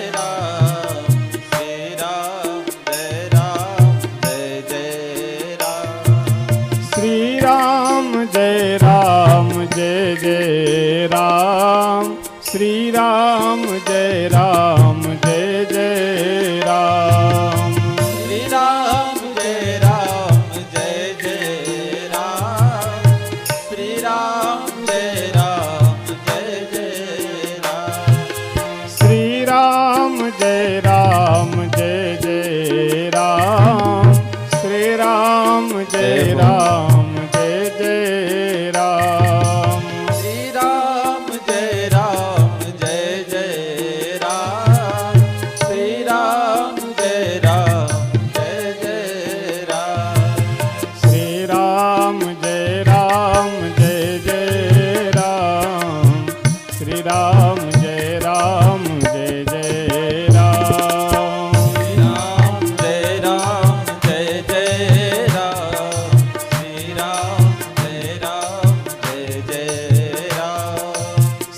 राम जय राम जय जय राम, श्री राम जय राम जय जय राम, श्री राम जय राम जय जय राम, श्री राम जय राम जय जय राम, श्री राम जय राम जय जय राम, श्री राम जय राम जय जय राम, श्री राम जय राम जय जय राम, श्री राम जय राम जय जय राम। श्री राधा कृष्ण भगवान की। श्री कुंती मैया भगवान से और कुछ वर नहीं मांगती है। जैसे श्री द्वारिकाधीश भगवान बोले कि बुआ आप हमसे कुछ मांग लीजिए, तो कुंती मैया कहती है कि प्रभु ऐसा है कि जब जब हमारे जीवन में सुख था, यानी आज हमारे जीवन में जब सुख आया है तो आप कह रहे हैं कि हम चलते हैं, और जब हमारे जीवन में दुख था तब आप साथ थे। तो इसका मतलब यह है कि दुख में आप साथ रहते हैं और सुख में साथ छोड़ देते हैं। तो इसलिए हमें और कुछ नहीं चाहिए। विपदः सन्तु नः शश्वत् तत्र तत्र जगत गुरु विपद विस्मरणम यस्यात् पुनर्भव दर्शनम। हे प्रभु हमें तो दुख ही चाहिए, क्योंकि जब जब दुख था तब तब आप साथ थे, और आज सुख जब आया है तो आप कह रहे हैं कि अब हम चलते हैं। इसका मतलब दुख में आप साथ रहते हैं। तो हमें दुख ही चाहिए, हमें ये सुख नहीं चाहिए जिस सुख को पाने के बाद आपसे वियोग हो जाए। सभी पांडवों से विदा लेकर के भगवान द्वारिका के लिए प्रस्थान करते हैं। इधर धीरे धीरे समय व्यतीत होता गया। उत्तरा के गर्भ से बड़े ही एक सुंदर सुकुमार पुत्र का जन्म होता है। जितने भी ज्योतिषी लोग थे वे सभी इनकी कुंडली देख करके इनका नाम रखे विष्णुरात। विष्णुरात का अर्थ होता है विष्णुना रातः विष्णुरातः। जिनकी रक्षा भगवान नारायण के द्वारा हुई है, विष्णु जी के द्वारा जिनकी रक्षा हुई है, ऐसे बच्चे का नाम है, ऐसे पुत्र का नाम है विष्णुरात। लेकिन जब इनका जन्म हुआ तो तब से इनमें एक विशेषता है, एक विशेष गुण है। कौन सा विशेष गुण? कि कोई भी इनको अगर देखने, कोई भी मनुष्य, कोई भी आदमी अगर इनको देखने आता है तो उसे बड़े ध्यान से देखते हैं। क्यों? क्योंकि गर्भ में जब छोटे से बालक थे, जिस समय अश्वत्थामा ब्रह्मास्त्र का प्रयोग किए था, उस समय भगवान छोटे से आकार में जा करके इनकी रक्षा किए थे गर्भ में ही। तो उस समय ये जो विष्णुरात जी हैं, ये माँ के गर्भ में ही भगवान का दर्शन कर लिए थे। तो उनका जो सौंदर्य, उनकी जो छवि थी वो मन में बस गई थी। बाहर जितने भी मनुष्य आते थे इन्हें देखने के लिए, सबको देख करके ये विचार करते थे कहीं ये वही तो नहीं है जिन्हें मैं गर्भ में देखा था। इसलिए ध्यान से देखते हैं। परितः यानी चारों तरफ बड़े ध्यान से देखते हैं। तो परितः इच्छति इति परीक्षितः। चारों तरफ देखने के कारण, बड़े ध्यान से गौर से देखने के कारण इनका नाम हो गया परीक्षित। तो विष्णुरात भी नाम है और परीक्षित भी नाम है। धीरे धीरे बड़े हुए, कई वर्ष व्यतीत हो गया। जब से द्वारिकाधीश गए हैं तब से कोई सूचना नहीं मिली है द्वारिका की क्या स्थिति है, क्या हाल चाल है, सब कुशल मंगल, कोई कुशल मंगल नहीं मिला है। युधिष्ठिर जी के मन में चिंता होने लगी। अर्जुन जी को बुला करके बोले कि अर्जुन जाओ जरा द्वारिका में सब कुशल मंगल जान करके आओ कि सब ठीक ठाक से तो है ना। अर्जुन जब द्वारिका गए जानने के लिए, अर्जुन भी कई महीने वहीं रह गए। इधर युधिष्ठिर जी को नित्य नित्य नए नए अपशकुन दिखाई देने लगे। अपशकुन का मतलब यह है कि कुछ न कुछ घटना घटित तो होने वाली है। एक दिन अपने राज दरबार में सिंहासन पे बैठ करके बड़े चिंतित सोच रहे थे कि कई वर्ष व्यतीत हो गए, द्वारिका का कोई समाचार नहीं मिला अर्जुन को मैं भेजा, अर्जुन भी अभी लौट करके नहीं आए, आखिर बात क्या है। बैठ करके मन ही मन चिंतित हो रहे थे, सोच रहे थे। इतने में अर्जुन विचित्र वेश में आते हुए दिखाई दिए। एकदम बाल बिखरा हुआ है, शरीर पे वस्त्र भी जैसे तैसे केवल लपेटे हुए हैं, कोई मुकुट नहीं, गांडीव भी नहीं, तरकस भी नहीं, तलवार भी नहीं, कुछ नहीं, जैसे तैसे शरीर पे वस्त्र लपेटे, दोनों नेत्रों से अश्रु धाराएं बह रही है, रो रहे हैं, बाल बिखरा हुआ है, ऐसे विचित्र वेश में आते हुए दिखाई दिए। युधिष्ठिर जी अर्जुन से पूछे कि अर्जुन, तुमने कोई ऐसा गलत कर्म तो नहीं कर लिया है जिसकी संसार में पुराणों में निंदा की जाती है? क्या तुमने शराब तो नहीं पिया है? क्या तुमने वेश्यावृत्ति तो नहीं कर ली है? क्या तुमसे किसी अवध्य का वध तो नहीं हो गया है? अर्जुन हाथ जोड़ करके बोले कि भैया नहीं नहीं, ये सब कर्म हमसे नहीं हुए हैं, लेकिन मैं तो दुखी इसलिए हूँ, मैं तो रो इसलिए रहा हूँ कि वंचितो हम महाराज, हे महाराज हम लोग आज अनाथ हो गए, वंचित हो गए। क्यों? क्योंकि हम लोगों के जो नाथ थे श्री द्वारिकाधीश, वो हम लोगों को छोड़ करके इस धराधाम का परित्याग कर करके अपने गोलोक धाम को चले गए हैं। जैसे यह बात श्री कुंती मैया सुनी, वैसे तुरंत अपने शरीर का परित्याग कर करके उसी समय वो भी गोलोक धाम को पधार जाते हैं। इधर पांचों पांडव अपने पौत्र परीक्षित जी को राज सिंहासन पे बिठाए और राज सिंहासन पे बिठाने के बाद स्वयं पांचों पांडव महाप्रयाण के लिए हिमालय पर्वत की ओर चल पड़ते हैं। देखिए शास्त्रों में ऐसा वर्णन है कि अगर हमारे सारे पाप अपराध समाप्त हो जाएं तो आग में हम कूद जाएंगे फिर भी हमारा शरीर नहीं जलेगा। पानी में कूद जाए हम डूब नहीं सकते हैं। यानी अगर सारे पाप अपराध समाप्त हो जाए तो हम सशरीर स्वर्ग जा सकते हैं। मरना इसलिए पड़ता है, शरीर को इसलिए छोड़ना पड़ता है क्योंकि इतना पाप अपराध बन जाता है कि शरीर में इतनी अपवित्रता, इतनी अशुद्धता विराजमान रहती कि सशरीर हम स्वर्ग या किसी भी लोक में नहीं जा सकते हैं। हुआ यह कि हिमालय पर्वत की कंदराओं में भयंकर बर्फ के उस परिक्षेत्र में जब आगे बढ़ने लगे पांचों पांडव, तो सबसे पीछे पीछे चल रहे थे नकुल सहदेव। नकुल सहदेव का शरीर भी बर्फ में जकड़ने लगा, बर्फ में शरीर गलने लगा। भीम जी युधिष्ठिर जी से पूछे कि भैया ये नकुल सहदेव तो आपके आज्ञाकारी भाई हैं, यानी धर्म के अनुयायी हैं, आप धर्म के प्रतीक हैं और आपके आज्ञाकारी नकुल सहदेव भाई हैं, तो इनका क्या अपराध है जो ये सशरीर स्वर्ग नहीं जा सकते हैं? युधिष्ठिर जी बोले कि ऐसा है, इनका कोई और अपराध नहीं है, इनके मन में अभिमान था। किस बात का? कि हम बड़े सुंदर हैं। पांचों पांडव में सबसे सुंदर ये नकुल सहदेव ही थे, दोनों भाई बड़े सुंदर थे। तो इन दोनों भाइयों को अपने सुंदरता का बड़ा अभिमान रहता था। यानी अपने जीवन में किसी भी बात का, किसी भी पद का, किसी भी वस्तु का अगर हमें अभिमान है तो समझ लीजिए कि यह बहुत बड़ा अपराध माना जाता है। इसलिए जो कुछ भी मिला है ये सब भगवान की कृपा से मिला हुआ है। बाकी प्रयास कौन नहीं करता है आगे बढ़ने के लिए? कौन नहीं चाहता है कि हम धनवान बन जाए? कौन नहीं चाहता है कि दुनिया की सारी सुख सुविधाएं हमें मिले? लेकिन क्या सबको सुख सुविधाएं मिल रही है? सब धनवान हो गए हुआ है।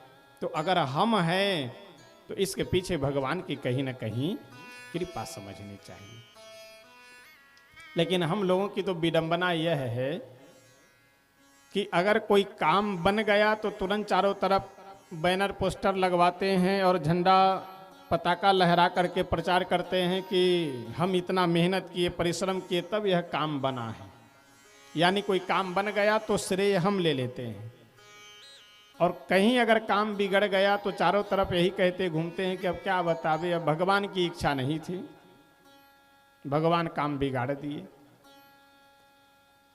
यानी कि भगवान को और कोई काम है ही नहीं, वो बैठे ही हैं सबका काम बिगाड़ने के लिए। ईमानदारी तो यह है कि अगर काम बनने का श्रेय हम अपने आप को देते हैं तो बिगड़ने का भी श्रेय अपने आप को ही देना चाहिए। और बिगड़ने का श्रेय यदि भगवान को दे रहे हैं तो बनने का भी श्रेय फिर उन्हीं को देना चाहिए। अपने जीवन में किसी भी बात का अभिमान करना ये बहुत बड़ा समझिए कि अपराध माना जाता है। वहां से जब आगे बढ़े तो अर्जुन का भी शरीर बर्फ में पिघलने लगा, गलने लगा। भीम जी पूछे कि भैया अर्जुन का क्या अपराध था? युधिष्ठिर जी बोले कि अर्जुन का और कोई अपराध नहीं, अर्जुन को अपने गांडीव पे बहुत अभिमान था कि सबसे बड़े धनुर्धर हम हैं, गांडीवधारी हम हैं। वास्तव में जो भी बल, जो भी शक्ति, जो भी सामर्थ्य अर्जुन के पास था वह सब द्वारिकाधीश की कृपा से, लेकिन अर्जुन अपने आप को अभिमान में भरे रहते थे कि हम बड़े, बहुत बड़े धनुर्धारी हैं, बहुत बड़े गांडीवधारी हैं। वहां से जब आगे बढ़े तो द्रौपदी जी का भी शरीर बर्फ में पिघलने लगा, गलने लगा। भीम जी पूछे कि भैया द्रौपदी का क्या अपराध था? द्रौपदी तो आपकी भार्या है, आपकी पत्नी है, इनका क्या अपराध है जिसके कारण ऐसा शरीर स्वर्ग नहीं जा सकते है? युधिष्ठिर जी बोले कि भीम, द्रौपदी का और कोई नहीं, द्रौपदी पक्षपात करती थी। समझ गए? अगर आपके 2 पुत्र हैं या 3 पुत्र हैं अथवा 4 पुत्र हैं और उन सब को एक समान न मान करके एक को ज्यादा एक को कम मानना, अगर ऐसी भावना है आपकी तो आप अपराधी हैं। फिर आप घर के अगर गार्जियन हैं, मुखिया हैं, छोटे भी जो भी भाई हैं 2 3 4, वो सभी भाई आपको गार्जियन मान रहे हैं, लेकिन आप अपने बेटे को ज़्यादा मान रहे हैं और छोटे भाइयों के बेटे को कम मान रहे हैं, भतीजों को कम मान रहे हैं। ये पक्षपात की अगर भाव आपके मन में है तो समझ लीजिए कि आप कहीं ना कहीं अपराध कर रहे हैं। इसलिए जीवन में कभी भी किसी के साथ पक्षपात नहीं करना चाहिए। युधिष्ठिर जी बोले कि भीम, द्रौपदी के हम 5 पति थे, धर्म के अनुसार 5 से विवाह हुआ था, तो द्रौपदी का कर्तव्य यह था कि 5 से एक समान प्रेम रखना चाहिए, प्रेम करना चाहिए। लेकिन अर्जुन को ये ज़्यादा मानती थी, अधिक प्रेम करते थे और अन्य 4 भाइयों में इसका कम प्रेम था, तो ये पक्षपात करना भी अपराध माना जाता है। इसलिए सशरीर स्वर्ग नहीं जा सकते। वहाँ से जब आगे बढ़े तो भीम जी का भी शरीर बर्फ में गलने लगा, पिघलने लगा। भीम जी बोले कि भैया जाते जाते हमारा तो अपराध बताते जाइए कि हमारा क्या अपराध है। युधिष्ठिर जी बोले कि भीम, तुम्हारे मन में किसी भी बात का कोई अभिमान भी नहीं, तुम्हारे मन में कोई पक्षपात नहीं, तुम्हारा कोई अपराध नहीं है। तुम्हारा अपराध बस एक ही है कि तुम खाते ज्यादा थे। अगर थोड़ा खाने से हमारा शरीर चल जाए, जीवन चल जाए, तो बहुत ज़्यादा अपने हवस को बढ़ा करके दूसरे के हिस्से को खाने लगे, यह भी अपराध माना जाता है। और खाने का मतलब भोजन ही केवल नहीं है, रुपया पैसा भी अगर किसी का कोई हड़प ले, कोई अगर रख ले, तो लोग कहते हैं ना कि हमारा 10,000 रुपये वो खा गया। यानी किसी धन संपत्ति आदि को भी अपने अंदर कर लेना, अधिकार क्षेत्र से बाहर के धन को हड़प लेना, दबा लेना, छीन लेना, ये सब भी खाने में ही आता है। इसलिए जो हमारा अधिकार हो, जहाँ तक हमारा अधिकार हो, उसी अधिकार क्षेत्र में रह करके ही हमें धन कमाना चाहिए। और अधिकार से अधिक, आवश्यकता से अधिक खाना भी अपराध माना जाता है। यह सब प्रसंग भागवतकार बहुत सुंदर वर्णन करते हैं। और देखिए, अपने हम चाहे जितने साधन कर ले, जो भी उपासना कर ले, जो भी पूजा पाठ कर ले, लेकिन जब तक मन निर्मल न हो, जब तक मन शुद्ध न हो, तब तक उन सभी साधनों का, पूजा आदि का कोई विशेष लाभ नहीं मिलेगा। इसलिए आवश्यकता है कि पहले अपने मन को निर्मल किया जाए। मन को निर्मल करने के लिए कोई इधर उधर बहुत सुनने की, सोचने की, विचार करने की आवश्यकता नहीं है। दूसरे के विषय में सोचना हम बंद कर दे, अपने आप मन निर्मल हो जाएगा। आहार विहार सही हो जाए। सबसे पहली बात यह है कि अगर आपका आहार विहार ठीक नहीं है, रहन सहन ठीक नहीं है, खान पान ठीक नहीं है, तो आप अपने जीवन के किसी भी क्षेत्र में उन्नति नहीं कर सकते।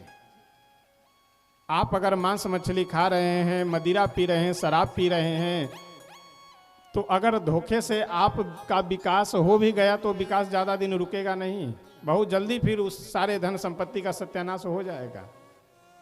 इसलिए आहार विहार शुद्ध होना, भोजन शुद्ध होना, ये सबसे प्रथम आवश्यक है। रहन सहन आपका ठीक है नहीं, केवल दूसरों की बुराई करना, दूसरों की निंदा करना, इधर उधर की बातें करना, ये सब अगर आदत है तो आप जीवन में कभी आगे नहीं बढ़ सकते हैं। इसलिए अपने समय का सदुपयोग करना चाहिए अपने आप को आगे बढ़ाने में, और आहार विहार शुद्ध करना चाहिए। अपने जीवन को शांति और आनंद से युक्त बनाने के लिए जब तक आपका आहार विहार शुद्ध नहीं होगा, जब तक आपका विचार शुद्ध नहीं होगा, तब तक आप चाहे जितनी तीर्थ यात्रा करते रहिए, जितना पूजा पाठ करते रहिए, उसे कोई विशेष लाभ नहीं होना है। जैसे आप 2 घंटे खूब स्नान कीजिए, एक से एक लाइव ऑयल लगाइए, लक्स लगाइए, और भी जो जो महंगे महंगे साबुन आते हो उन साबुनों का प्रयोग करिए, और बाद में आप अपने शरीर पे धूल डाल लीजिए, एक मुट्ठी धूल उठा करके शरीर पे। तो आप 2 घंटे स्नान किए हैं, लेकिन अगर थोड़ा सा भी अगर शरीर पे धूल रख लिए, गर्दा रख लिए, तो स्नान करने से फिर क्या मतलब। उसी प्रकार से आप खूब पूजा पाठ करते हैं, खूब तीर्थ यात्रा करते हैं, खूब भजन भाव करते हैं, कथा सुनते हैं, लेकिन अगर आहार विहार शुद्ध नहीं है, दूसरे की हत्या कर करके खा रहे हैं, शराब पी रहे हैं, दूसरे की निंदा बुराई कर रहे हैं, तो बस वही है, स्नान किए लेकिन फिर अपने खोपड़ी पे धूल डाल लिए, वही वाली स्थिति है। इसलिए सबसे पहले आवश्यक ये है कि अपने भोजन को शुद्ध करे, विचार शुद्ध करे, उसके बाद अपने आप आपसे सत्कर्म होता रहेगा, अपने आप पूजा पाठ होता रहेगा। आइए 1-2 भजन, 1-2 पंक्ति बोल करके एक भजन हम सब आगे बढ़ेंगे कि जब तक हमारा मन निर्मल न हो, मन शुद्ध न हो, तब तक ये समझ लीजिए कि आप किसी भी क्षेत्र में आगे नहीं बढ़ सकते। तूने आंगन नहीं बुहारा, तूने आंगन नहीं बुहारा, तूने खोला नहीं किवाड़ा, कैसे आएंगे भगवान, कैसे आएंगे भगवान, कैसे आएंगे भगवान, कैसे आएंगे भगवान।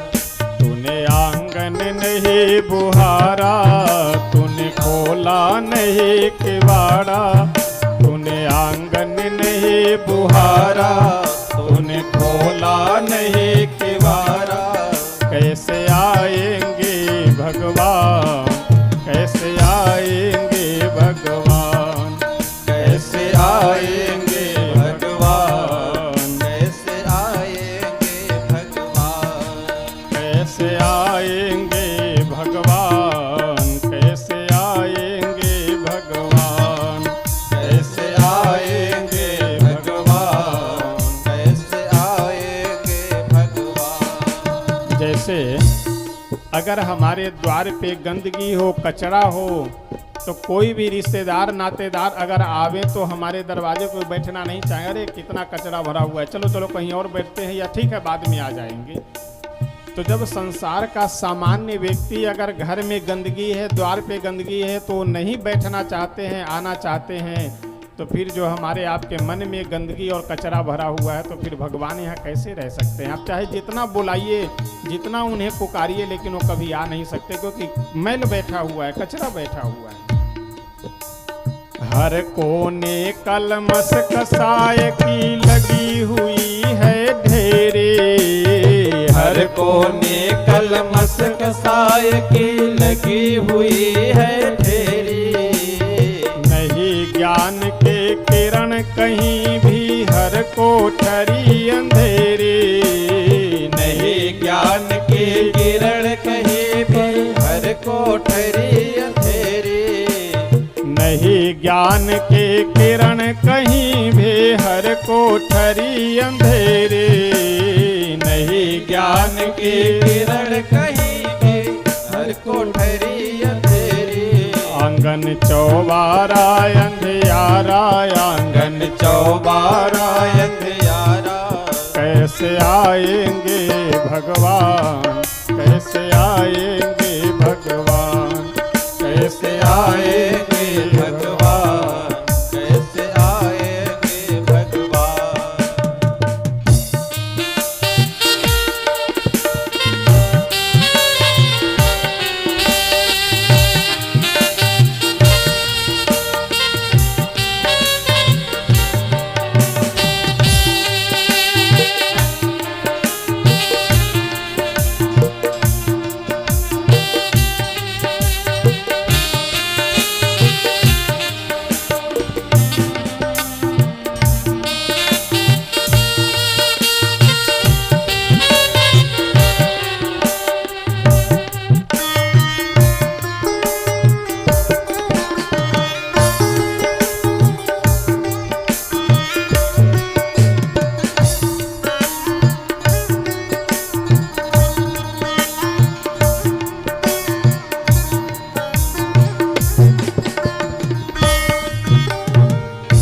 मनुष्य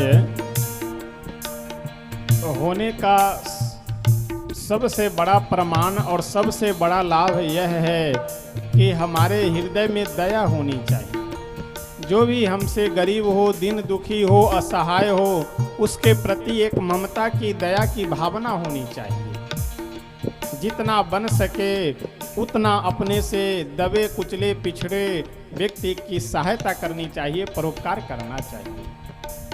हृदय तुम्हारा पिघल न पाया जब देखा दुखियारा। हृदय तुम्हारा पिघल न पाया जब देखा दुखियारा। हृदय तुम्हारा पिघल न पाया जब देखा दुखियारा। हृदय तुम्हारा पिघल न पाया जब देखा दुखियारा। किसी पंथ भूले प्राणी ने पाया नहीं सहारा। किसी पंथ भूले प्राणी ने पाया नहीं सहारा। सुखी है करुणा के धारा, सुखी है करुणा के धारा। कैसे आएंगे भगवान, कैसे आएंगे भगवान, कैसे आएंगे भगवान, कैसे आएंगे भगवान। तूने आंगन नहीं बुहारा, तूने आंगन नहीं बुहारा। तूने खोला नहीं किवाड़ा, तूने खोला नहीं किवाड़ा। कैसे आएंगे भगवान, कैसे आएंगे भगवान, कैसे आएंगे भगवान, कैसे आएंगे भगवान।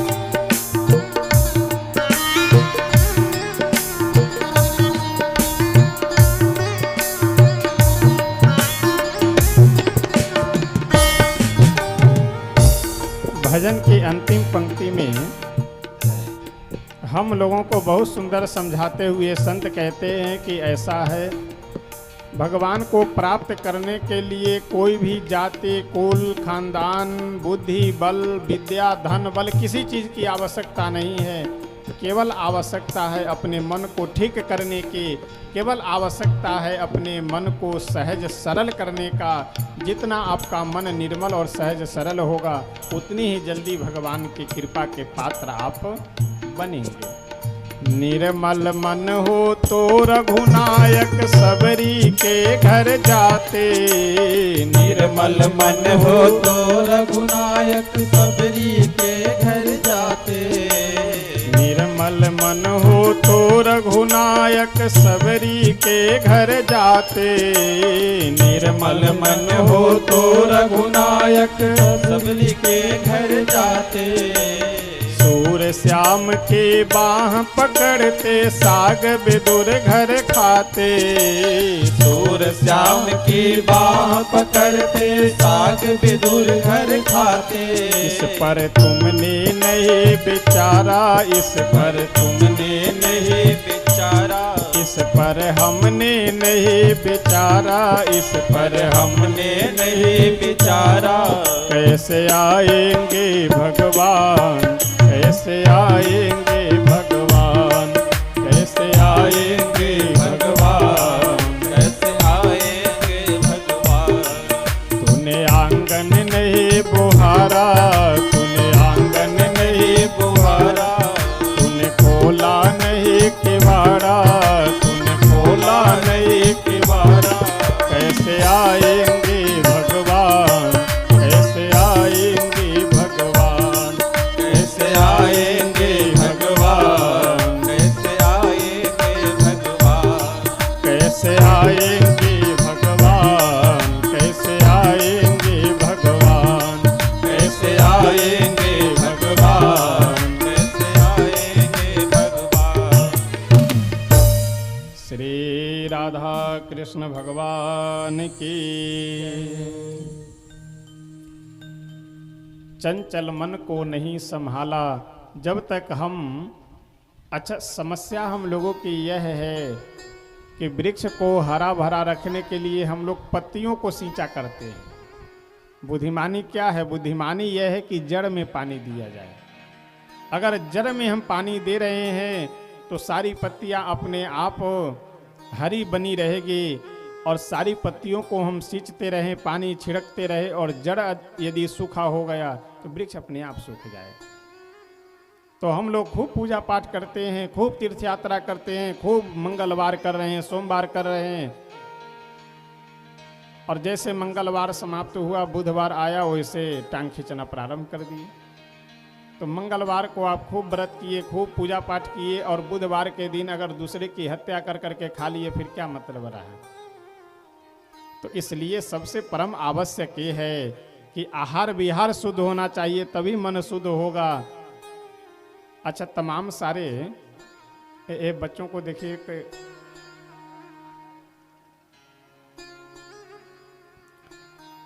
कि बैठने के लिए वहां मारा मारी हो रहा है।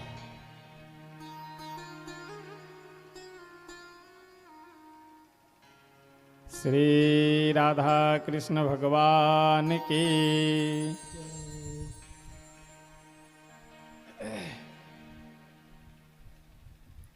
अच्छा, देखिए, कुर्सी के लिए हर आदमी लड़ते हैं, तो ये लोग काहे नहीं कुर्सी के लिए लड़े?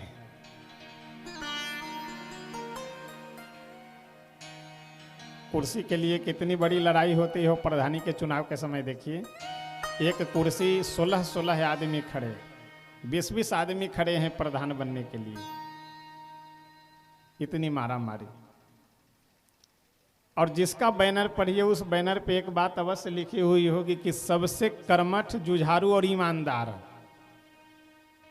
अच्छा, जब 20 लोग खड़े हैं और 20 लोग ईमानदार हैं, तो फिर बेईमान कौन है?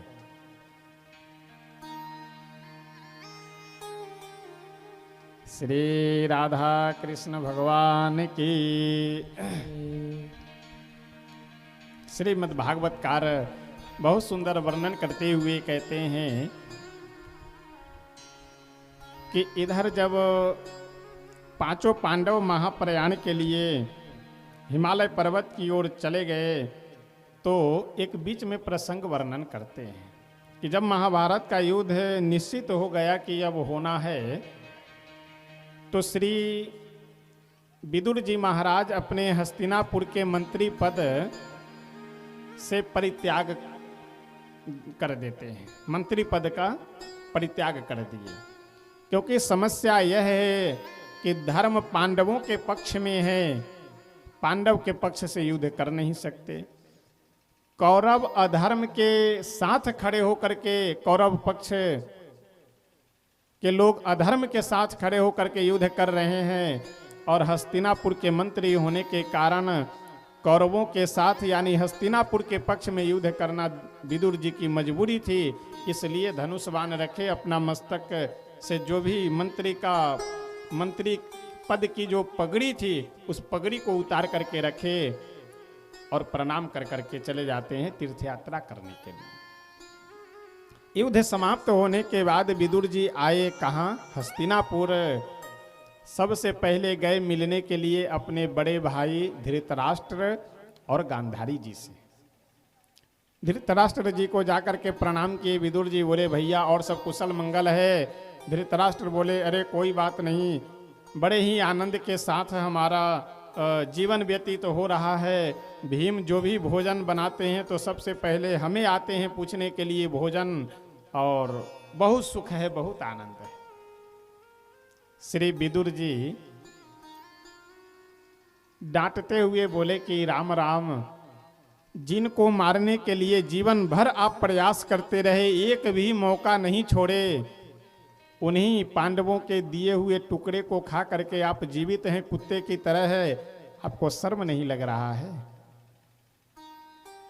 यह बात धृतराष्ट्र को चुभ गई। बोले कि विदुर तुम ही बताओ कि हम करें क्या, कहाँ चले जाए, आंख से अंधे हैं। विदुर जी बोले कि अंधे हैं, लेकिन ये कोई आवश्यक है कि आप हस्तिनापुर में ही रहिए।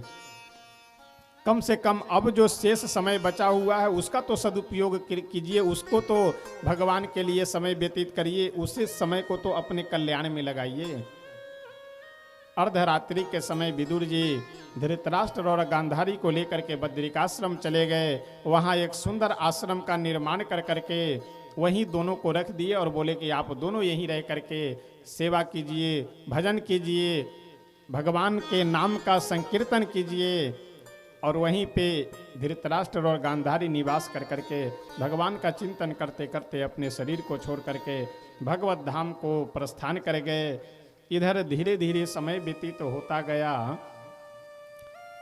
एक दिन परीक्षित जी निकले जंगल में भ्रमण करने के लिए, घूमने के लिए। रास्ते में एक जगह बहुत विचित्र दृश्य दिखाई दिया। एक बैल है जिसके 3 पैर समाप्त हो चुके हैं, केवल एक पैर बचा हुआ है। एक दुबली पतली गऊ पास में ही खड़ी हो करके उस बैल से कुछ पूछ रही है। पृच्छति स्माश्रुवदनाम विवत्सा मिव मातरम। वह गौ माता अपने उस पास में खड़े वृषभ की, हे वृषभ, आपकी जो ये दुर्दशा है, यानी 3 पैर समाप्त हो गए, ये 3 पैर कैसे समाप्त हो गए? ये दुर्दशा आपकी क्यों है? आपके दुख का कारण क्या है? आप सही सही हमें बताइए।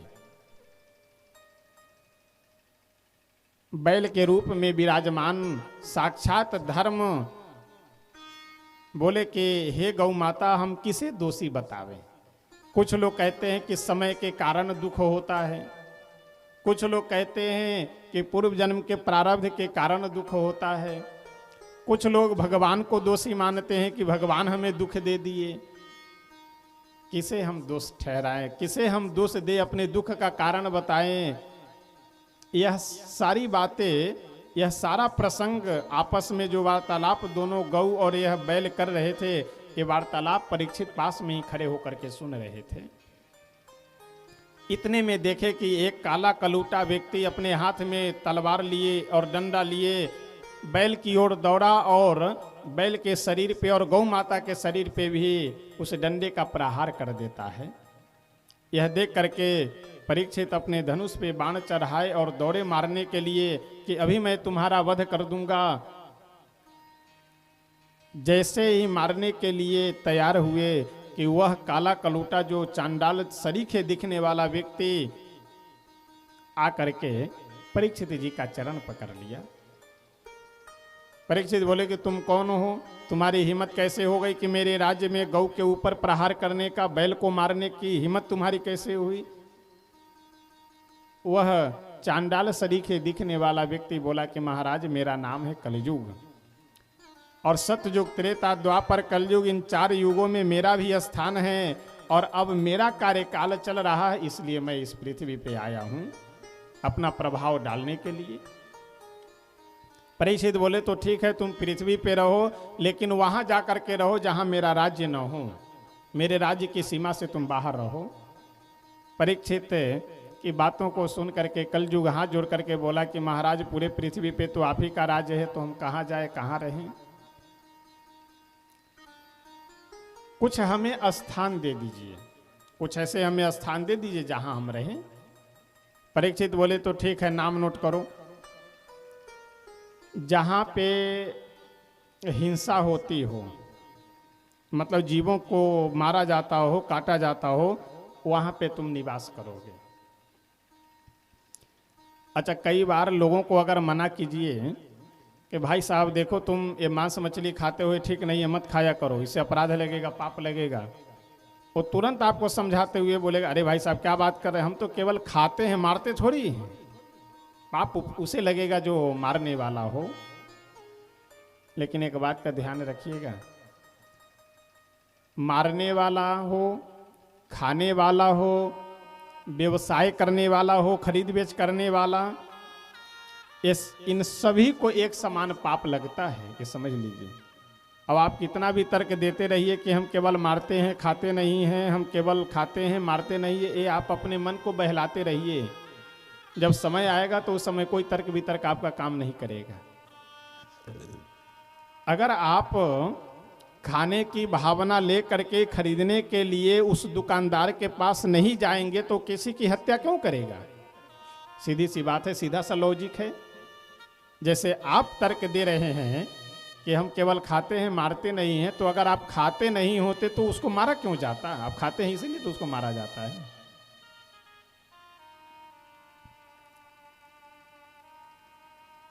अच्छा, लोग इतना बढ़िया बढ़िया ज्ञान भी बताते कि हम लोग आश्चर्य में पड़ जाते हैं। हम लोगों को लगता है कि इनसे सीखना चाहिए। कई लोग आपको कहते हुए नजर आएंगे, अच्छा ऐसा है भाई साहब, देखो अगर इन पशुओं को नहीं मारा जाएगा, इन अगर जो मुर्गे आदि को मारा जाता है, इनको अगर नहीं मारा जाएगा तो इनकी संख्या बढ़ जाएगी, फिर पूरे पृथ्वी पे यही लोग बढ़ जाएंगे। जैसे कि ब्रह्मा जी स्पेशल रूप से इनको भेजे हुए हो कि पृथ्वी का बैलेंस बना करके रखना, कि किसी की संख्या ज्यादा ना हो पाए। एक परिवार संभालने में ऐसी तैसी हुई पड़ी है, अपना जीवन सही से चल नहीं भी कि ये बैलेंस को बनाने का प्रयास कर रहे हैं कि संख्या बढ़ ना पाए। जो अरे तुम ही कहीं नदी तालाब में कूद जाओ, तुम्हारी एक संख्या कम हो जाएगी, पृथ्वी का कम से कम बोझ हल्का होगा।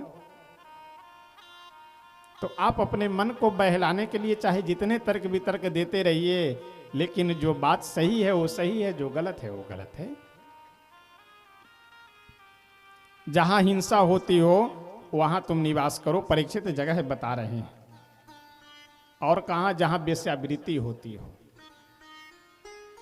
वहां तुम निवास करो। जहां पे मदिरा पान लोग करते हो, मदिरा पीते हो, वहां निवास करो। यानी शराब में भी कलयुग का निवास रहता है।